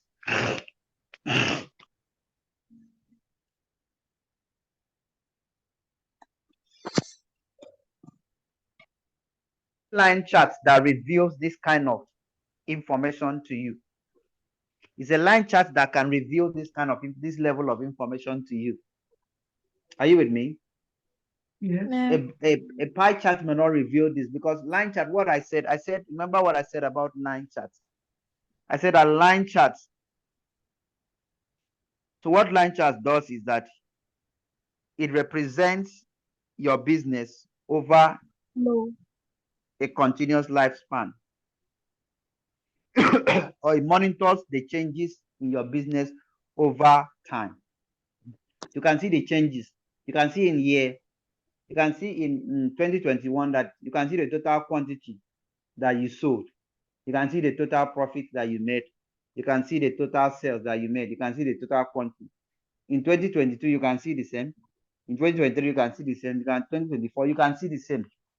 So mere looking at this, you will know that this is a business that is making progress.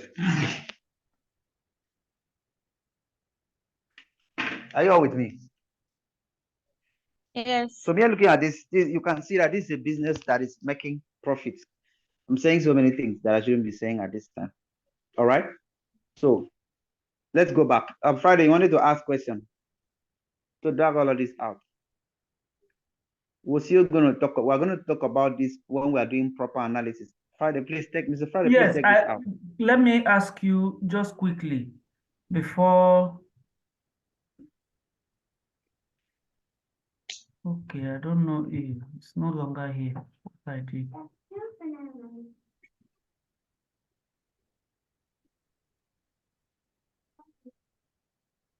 Okay. I will find my questions. If I'm able to find it, I will ask. Okay. So let's not jump. Let's not. Hello, are you with me? Yes, I'm with you. I know there are so many questions. I wanted to say something, Mr. Chuen. Okay, please go ahead. Yeah, I know because I'm the one sharing. That's the reason I'm asking. I'm likely to log out soon because of other engagement. Okay. Yes. All right, but what I'm trying to say now is, please, a minute. So what I'm saying now is, let's not jump so that we can measure our progress, all right?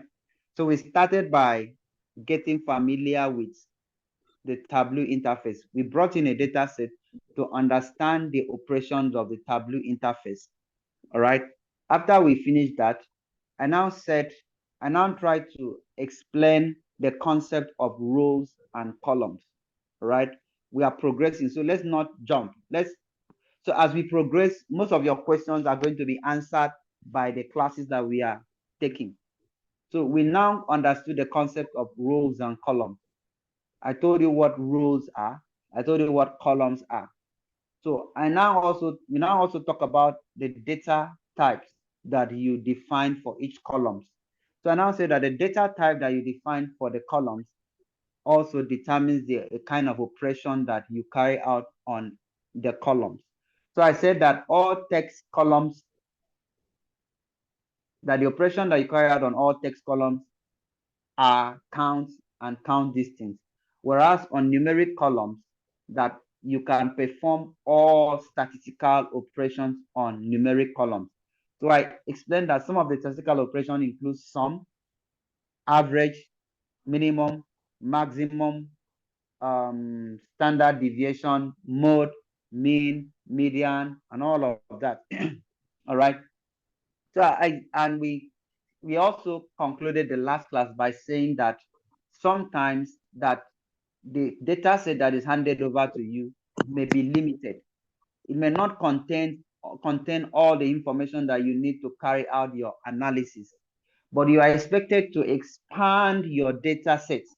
And how do you expand your data set? You expand your data set by creating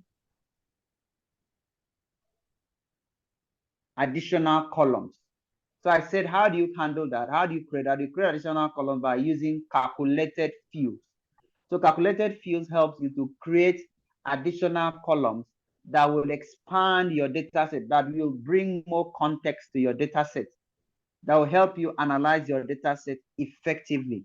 So I said that calculated columns is used, or calculated field is used to create a new field from existing field. So one of the fields that we created was I can't remember, but the one we just attended to today is average order value. So average order value is another calculated column that we have created. Are you with me? Yeah, one of the field was.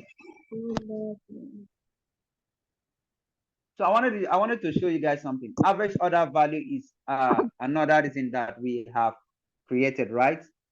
So now, for every calculated value that we've created, you discover that if you go back to your data source, you will see it that it is captured in your data set.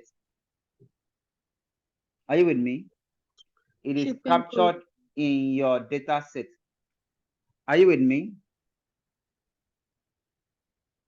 Are you all with me? Yes, is it for Power BI or Tableau? For Tableau. Mr. Friday, can you go to data source? I want to check something.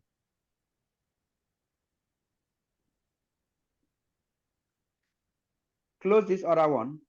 Close this other one so that the other one can expand. No, that's not what I'm saying. Go to your data source. Please go back to your data. Your screen is not showing. We can't see your screen. All right. The other one, there are two this thing. Click on that arrow to close this other one. Come inside. Come inside. Where you have name. Where you have name. Yeah, click on that arrow to close that one. Yes. Yeah. So I want to check. Do we have average order value on this data set? No. Scroll again. Look at it here. Yes. This You is have the what? Average. order value. Look at it there. You have Yeah. average order value on Yeah. average order value. Value. All right.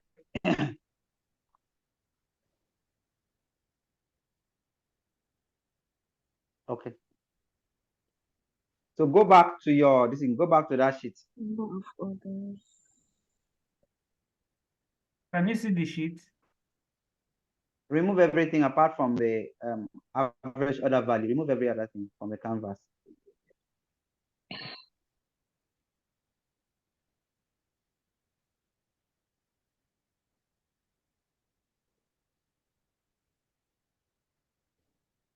Yeah, bring in the average order value. Reduce the thing. Reduce, yeah, take it to standard. All right. So that's the average order value. Can you see that the average order value here is 246.5?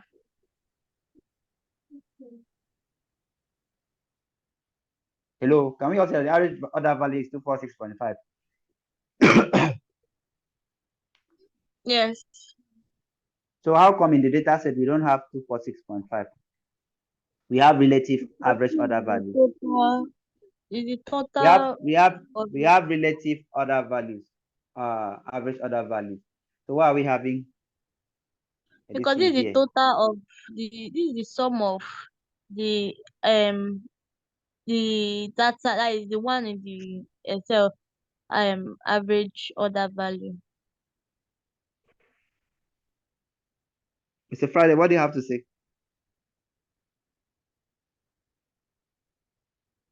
Hello? I'm not sure I understand what she just said. I said this is average order value, which is 246.5. All right? Yes. The average order value here is 246.5. But when we went to the data source on our data, we noticed that each transaction has its unique order value. Why is it like that? Okay, was that the question you asked? Yeah. Scroll to the right. Scroll to the action that we have average order value. Yeah, this is here. That's it. Okay. Well, here, I think Oh, because, for example, let me go back to this just to show us, try to explain. Here, we say sum of total sales.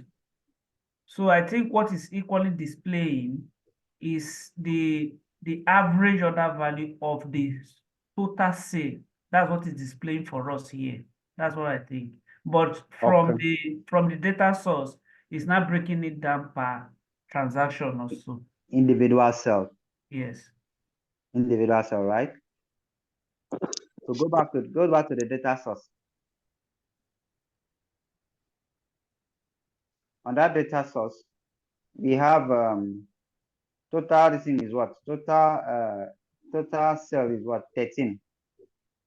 Yeah. Have you seen that cells is 13? For the first order. Okay. The second one is what? Yeah, it's 13. All right. The second one is what? This 252.16. Yeah, which is the same as, wow, okay, same as order. Have you discovered that the average order value of the average order value is the same thing as sales? Yes. Okay. I was expecting that somebody would quickly see that and draw my attention to it. So it's because this is calculating it on individual cells. Are you with me? Okay. So remember that we are calculating the total transaction divided by the total amount. So on individual level, it is going to be the total sales divided by each transaction. So it will be 13 divided by 1. It will return 13. It's going to be 292.1252.16 divided by is the total at the level of individual transaction is going to be total sales divided by the unique transaction. So that will be 13.08 divided by 1 because it's a single transaction. So it will return 13.08. Are you with me now? Yes. Hello, are you with me? So the average order value is calculated based, it is row based. It is calculated based on each transaction here. Whereas for the other one, it was calculated based on the overall transaction. Mm-hmm. Does that make sense now? Yes, it does. Okay, so I'll give another homework. This will be submitted today. All we are doing now is, I said we are expanding our data set. I want us to expand our data set. Please, I'm with you. can you go to your chat? To your chat. Okay, you dropped the chat. AOV, that is the average order value chart.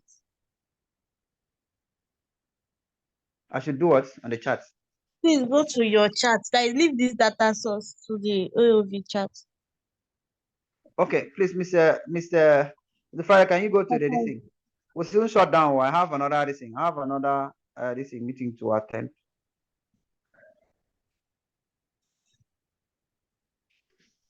Hello, Mr. Friday. Mr. Friday, please, could you, Mr. Friday? Sorry, I had to step out to attend to something. Yeah, please, could you go back? Could you go to your sheet? We have just about 2 minutes to shut down. Okay. Yeah. Yeah, okay, so ask your question.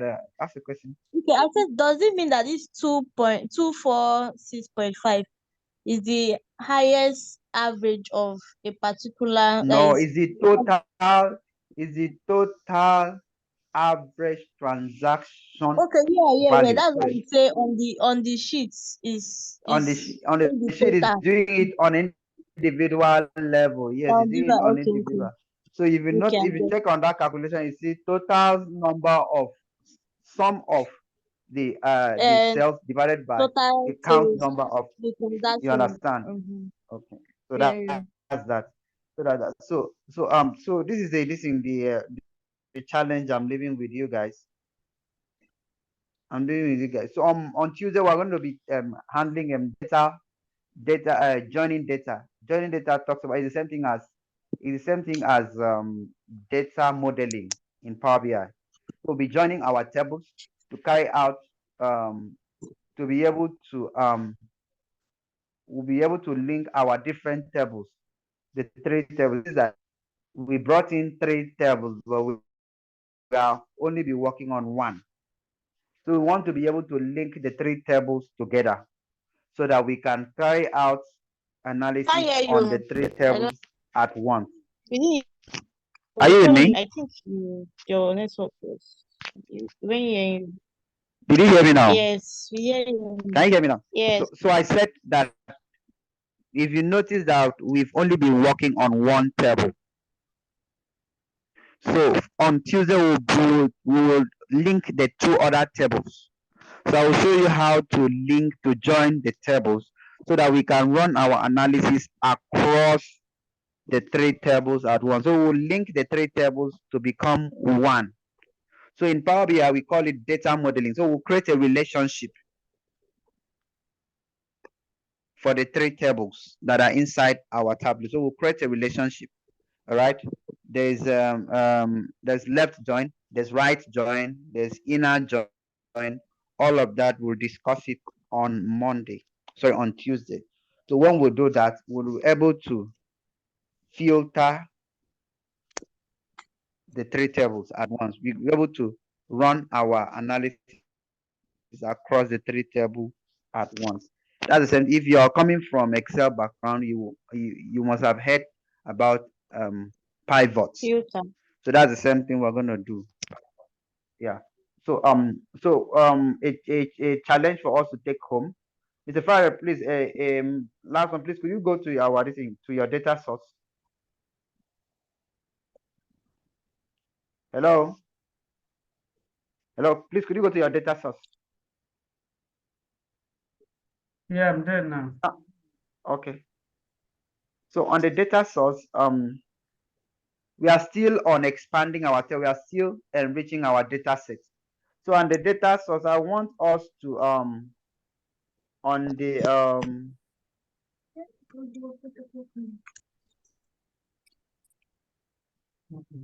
on the quantity, all right? On the quantity.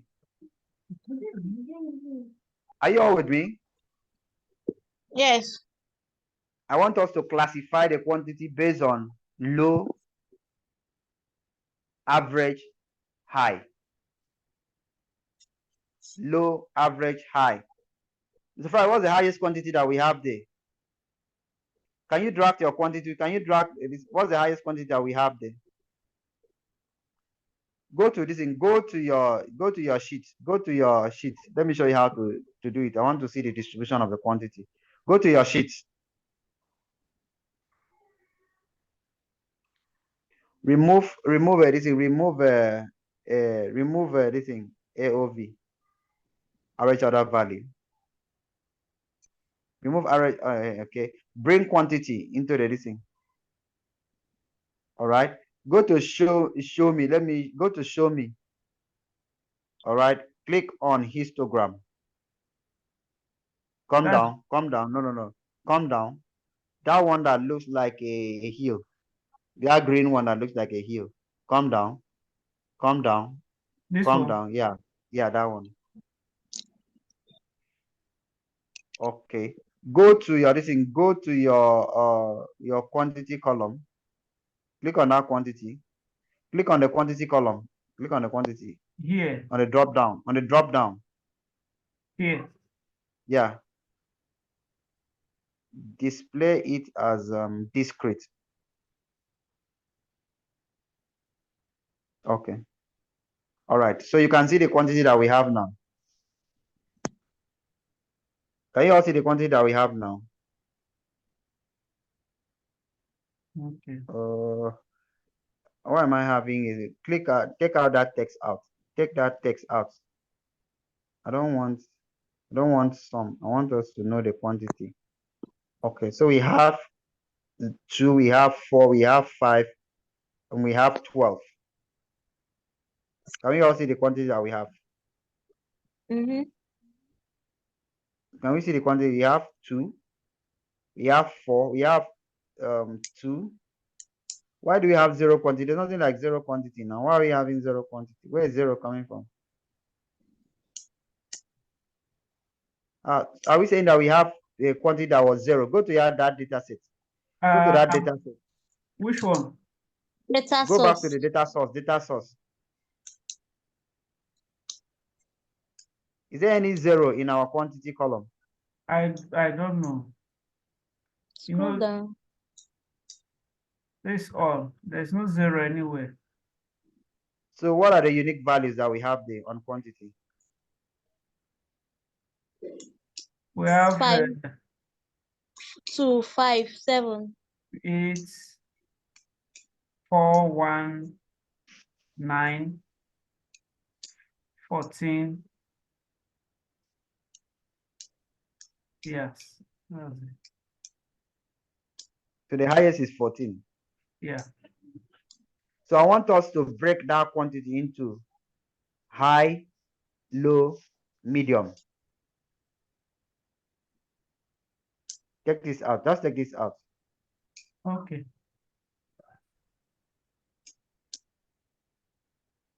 High, low, medium. So the field that we want to create, the calculated field we want to create is called volume. No, not volume. Volume talks about, yeah, volume, range, quantity range.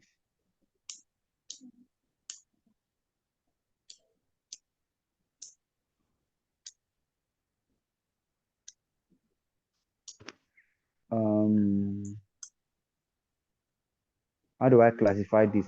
But we should have low, we should have average, and we should have high. If you want to skip, come and eat it. So the reason will be Here. I want us to classify our quantity under low, average, and high, and we should name that column as, that column should be named as volume. Volume or quantity? It should be named as volume. Okay. Are you together? Are we together? Yes. I want us to create a calculated column. Mr. Friday, are you with me? Later column called volume of sales or what? Or volume? Quantity volume. Okay. It's called quantity volume. And the quantity should be broken down into low, average, high. Okay. So use your discretion. Everybody use your discretion. The lower one is the smallest quantity is what, and the highest quantity is what. So divide that quantity into low, average, high. Okay. Is this something that we can try? We'll try it now. If we fail, we'll use it to learn. Okay, fine. So create a calculated column. Mr. Friday, please, could you help us put it up on the editing on the group? What am I putting? The assignment. The assignment. Create a calculated column.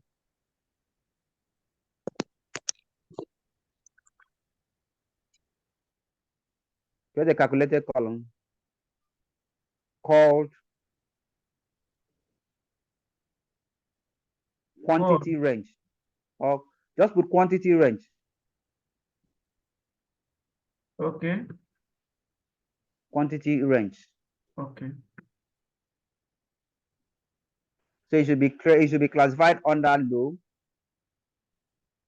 average, high.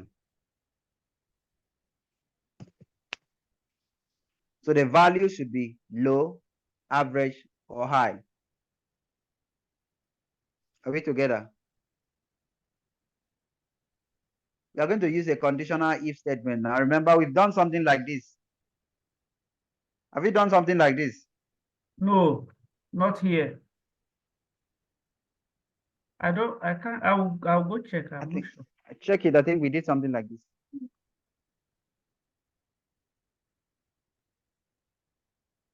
What am I typing? Let's see. Create a calculated column called quantity range. Quantity range. The values should be low, average, and high. So you're supposed to break the values into low, break the values into high, break the values into average.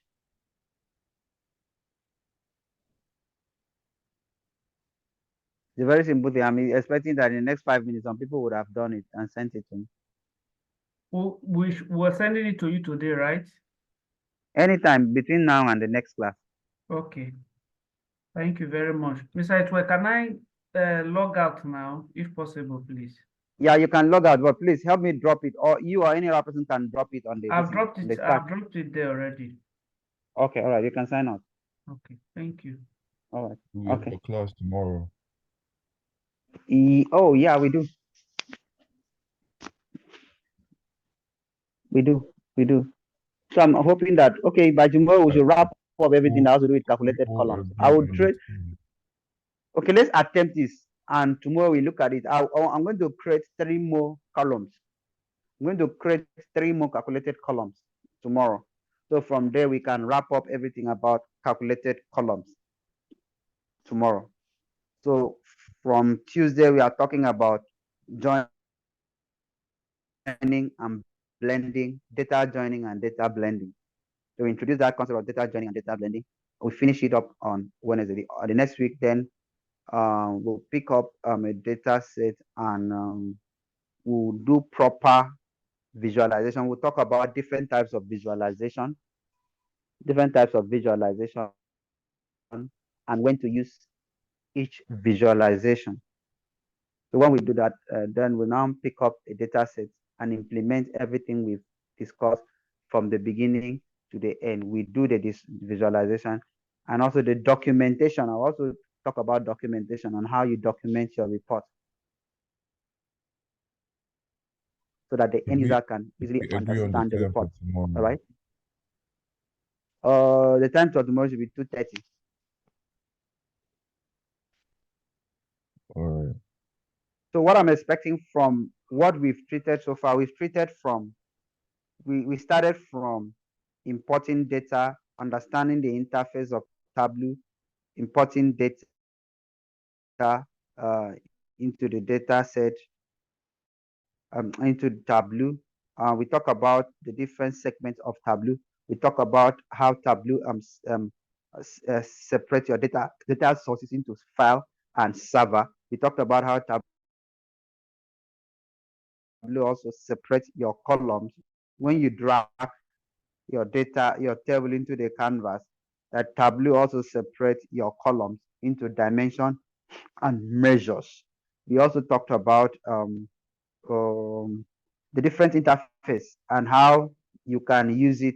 We said that all the tools that are available on the interface are supposed to be used in carrying out your analysis, all right? Just like in a typical kitchen where you have different tools, different items that are available in your kitchen. So you pick them depending on what kind of food you want to prepare, what kind of dish you want to prepare, all right? So you pick the one that is applicable to the dish you want to prepare. So the same thing is applicable to Tableau. So every feature available, every menu available, every tools available on the menu bar, on the ribbon bar, are supposed to help you in creating a report, a specific report. All right. So for whatever kind of report you want to prepare, all the tools are available. Everything you need is available on Tableau. So we familiarize ourselves with the different tools that are available, sorting the listing in descending order, sorting it in ascending order, and which other one? Putting value on your charts. What again? Looking at the available visuals and picking the recommended one. And which other one? There's a lot of them. We saw the filter column where you can filter. We saw the color feature, the color where you can drag any of your columns into that color, so it will help you display an insight. You know, so there are a lot of things. So what I want you guys to do is go back and go through what we've studied so far. Where you don't understand, where you have questions, pile it up and bring it to the class. All right. I shouldn't always be the one talking. It should be an interactive class where we exchange ideas. We touch on things that we don't really understand. I don't expect you to understand everything I say at the same time. All right. So we'll wrap up everything on calculated columns. I said that calculated column is supposed to expand your data set. Remember, I said that your data set contains your business information. All right. I said that Tableau is a visualization tool. All right. But for you to be able to use Tableau very well, you must have business knowledge, and your business knowledge is contained in your data set. So you are going to combine Tableau knowledge and business knowledge to be able to come out with an effective insight. So for you to really understand the business in context, you have to understand your data set. So I said your data set could be a structure, could be in structured or a structured format. But 90% of the time, your data set is going to be in a structured format. That structured data format are data that are stored in rows and columns. So I say that your columns describes your data, while your rows stores the unique activity or transactions that are performed in a given environment. So I now said that the data that is handed over to you may be limited, but you are expected to look at the data and expand the data. You can expand the data. You can create additional information for the purpose of explaining the data more from existing data that you're given. For instance, if you're given a unit price and quantity, you're not given the total price. So it is left for you to create a column called total price, which is going to be unit price times the quantity, which will give you the actual price of an item or the transaction. So a lot of stuff like that, like we just did, we perform average order value. Average order value is not part of your data set, but you are expected to be the one to come up with all that, right? What it does, it helps expand your data. It helps give more context to your data set, explain your data set more and more. So you are able to now come up with an insight that will help the business make proper decision. All right. So that's all. That's all that we've been trying to explain right from the very first day till now. So by tomorrow we'll create more calculated fields. I said that calculated fields is the same thing as feature engineering. Calculated fields talks about creating a data or a field from an existing field. We are not taking it, we are not creating it from somewhere. We are creating it from an existing field. So we create another field from existing field for the purpose of expanding our data set or giving more context to our data set. So we'll create 3 more calculated columns or calculated fields tomorrow, in addition to this one that I've given you guys. So I'm expecting that you will go back and think about this, brainstorm on this. How do I arrive at this? I'm not expecting you to get it right, but I'm expecting you to come up with something. Then we implement it, but it's very easy. So whatever we discuss, go back, look at it from different contexts, from go outside what we've talked, try to relate it with other things where you don't understand. Come up with, I'm expecting questions that even that is outside the scope of our discussion. If you notice that sometimes I go outside what we are discussing, what does not really relate with what we are discussing as at now. I go outside it because I still wanted to have an idea of where we're heading, you know. So that's it. So we'll shut down here today, and tomorrow 2:30 we'll pick it up tomorrow, and yeah. So who are still available? Aya, are you there? Can you hear me? Yeah, Aya, are you there? No, it's Carol, please. Okay, Carol, do you have any other thing that you can ask? No, the only question I have to ask is our next class, we are working with BI. What about those that you have not? Not BI. I will suspend BI for this week. I will do BI next week. Hey, well, you did it. You suspended it last week. You're suspending it again this week. Did I suspend it last week? No, that BI is for people. Have I done BI with you before? Have I done BI with you before? No. No, the essence of doing that BI is just a catch-up class. So I'm here, sorry. So the essence of that BI, I'm not even supposed to come and be teaching. I'm supposed to come and attend to questions, you know, where people don't understand, throw out questions. For us that you haven't gone through it before. That's what I'm saying. No, for you that haven't gone through it. I think the BI is ahead of you. Our project. It's for cash off our project. So that's why, guys. Excuse me, Mr. So that means it's not for us now. So what are we going to do? No, it's not for you because we have a project at the moment. So that's why he's trying to catch up with the project. Okay. So for you, those of you who have not done BI, you still have time to do BI, to treat BI. All right, maybe in the next 2 or 3 months you do BI, depending on the arrangement. All right. Hello, sir. You were calling me. Yeah, is that Aya? Yeah, that's me. So I Okay, have Aya, what please. I couldn't omit my this thing. Okay, let me talk with you after the class. Yeah, Okay, sir. Mr. Antoine, please. Okay. Please, can you help me with my software Tableau? You Okay, promised your to help me software. with it. Yeah. Okay, your one expired, right? Yes, I've been using public and it's not that okay because I'm not able to save my work. I have to save on the online Okay, and it's not like, can we try installing it with a new email address? Can you try that? okay. Should we do that after the class? If you notice, I said that I'm using my tab for this class. All right. Oh, I'm having issues. okay. My system crashed like 3 times now. I don't know. Maybe I was installing an application that was not licensed, so I think it affected it. Okay. So, in fact, there were some people I needed to have a small class with attend to their requests yesterday. I couldn't yesterday evening because of still this problem. So, but I can guide you through if we go on this thing. So what we'll do is I will generate a link for you. Okay. I'll generate not a Google Meet. I'll generate a Google Meet for you.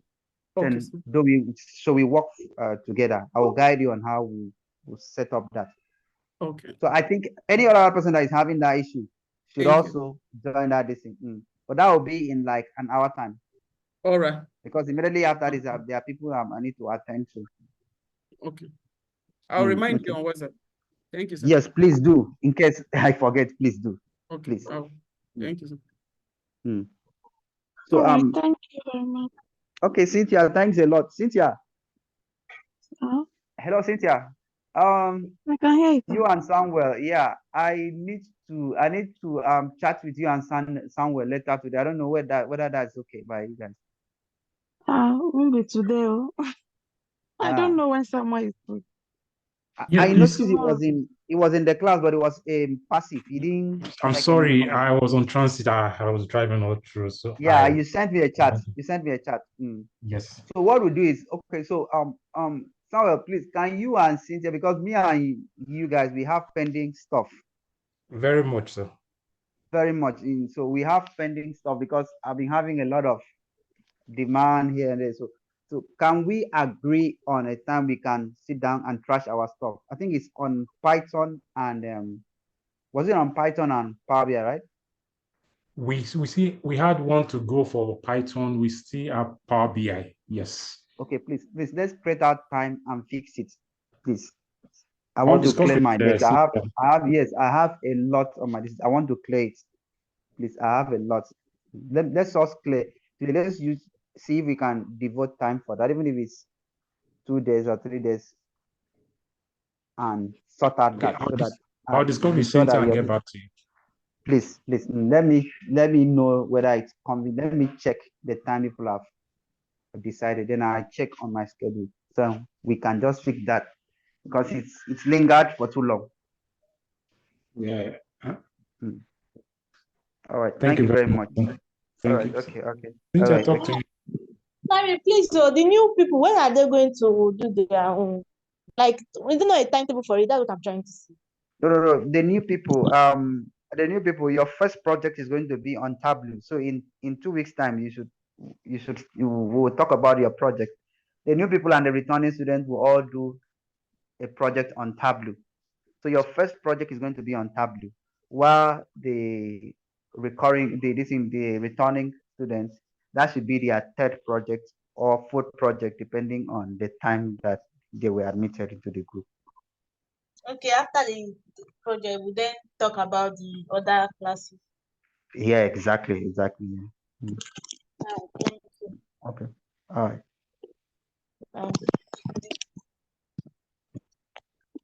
Okay, there's somebody I was expecting in this class that I didn't. Lanre, Mr. Lanre, is he here? Hello, Mr. Lanre. Oh, maybe he was not part of the class. I was also supposed to attend to him yesterday night. Yesterday night was Okay, so I'll reach out to Landry. I'll reach out to him on a one-on-one. All right. So if we are fine, Caroline, you've been very engaging. Thank you very much. You make the class lively. Thank you. Yeah. So please try to go outside what we discussed. Check for things that you feel you should just look out for things that are outside the scope of the class where you don't understand. Not just in the class, you can drop a chat. I'll attend to you, all right? All right, thank you. All right, okay, thank you. Ade Ola Loye. Sorry, I haven't really heard much from you. Mati, I haven't heard from you much. Okay. Abiola, thank you all of you that sacrificed your Saturday for the class. We'll meet again tomorrow, God willing. Thank you so much. All right. Kinji, Nazwa.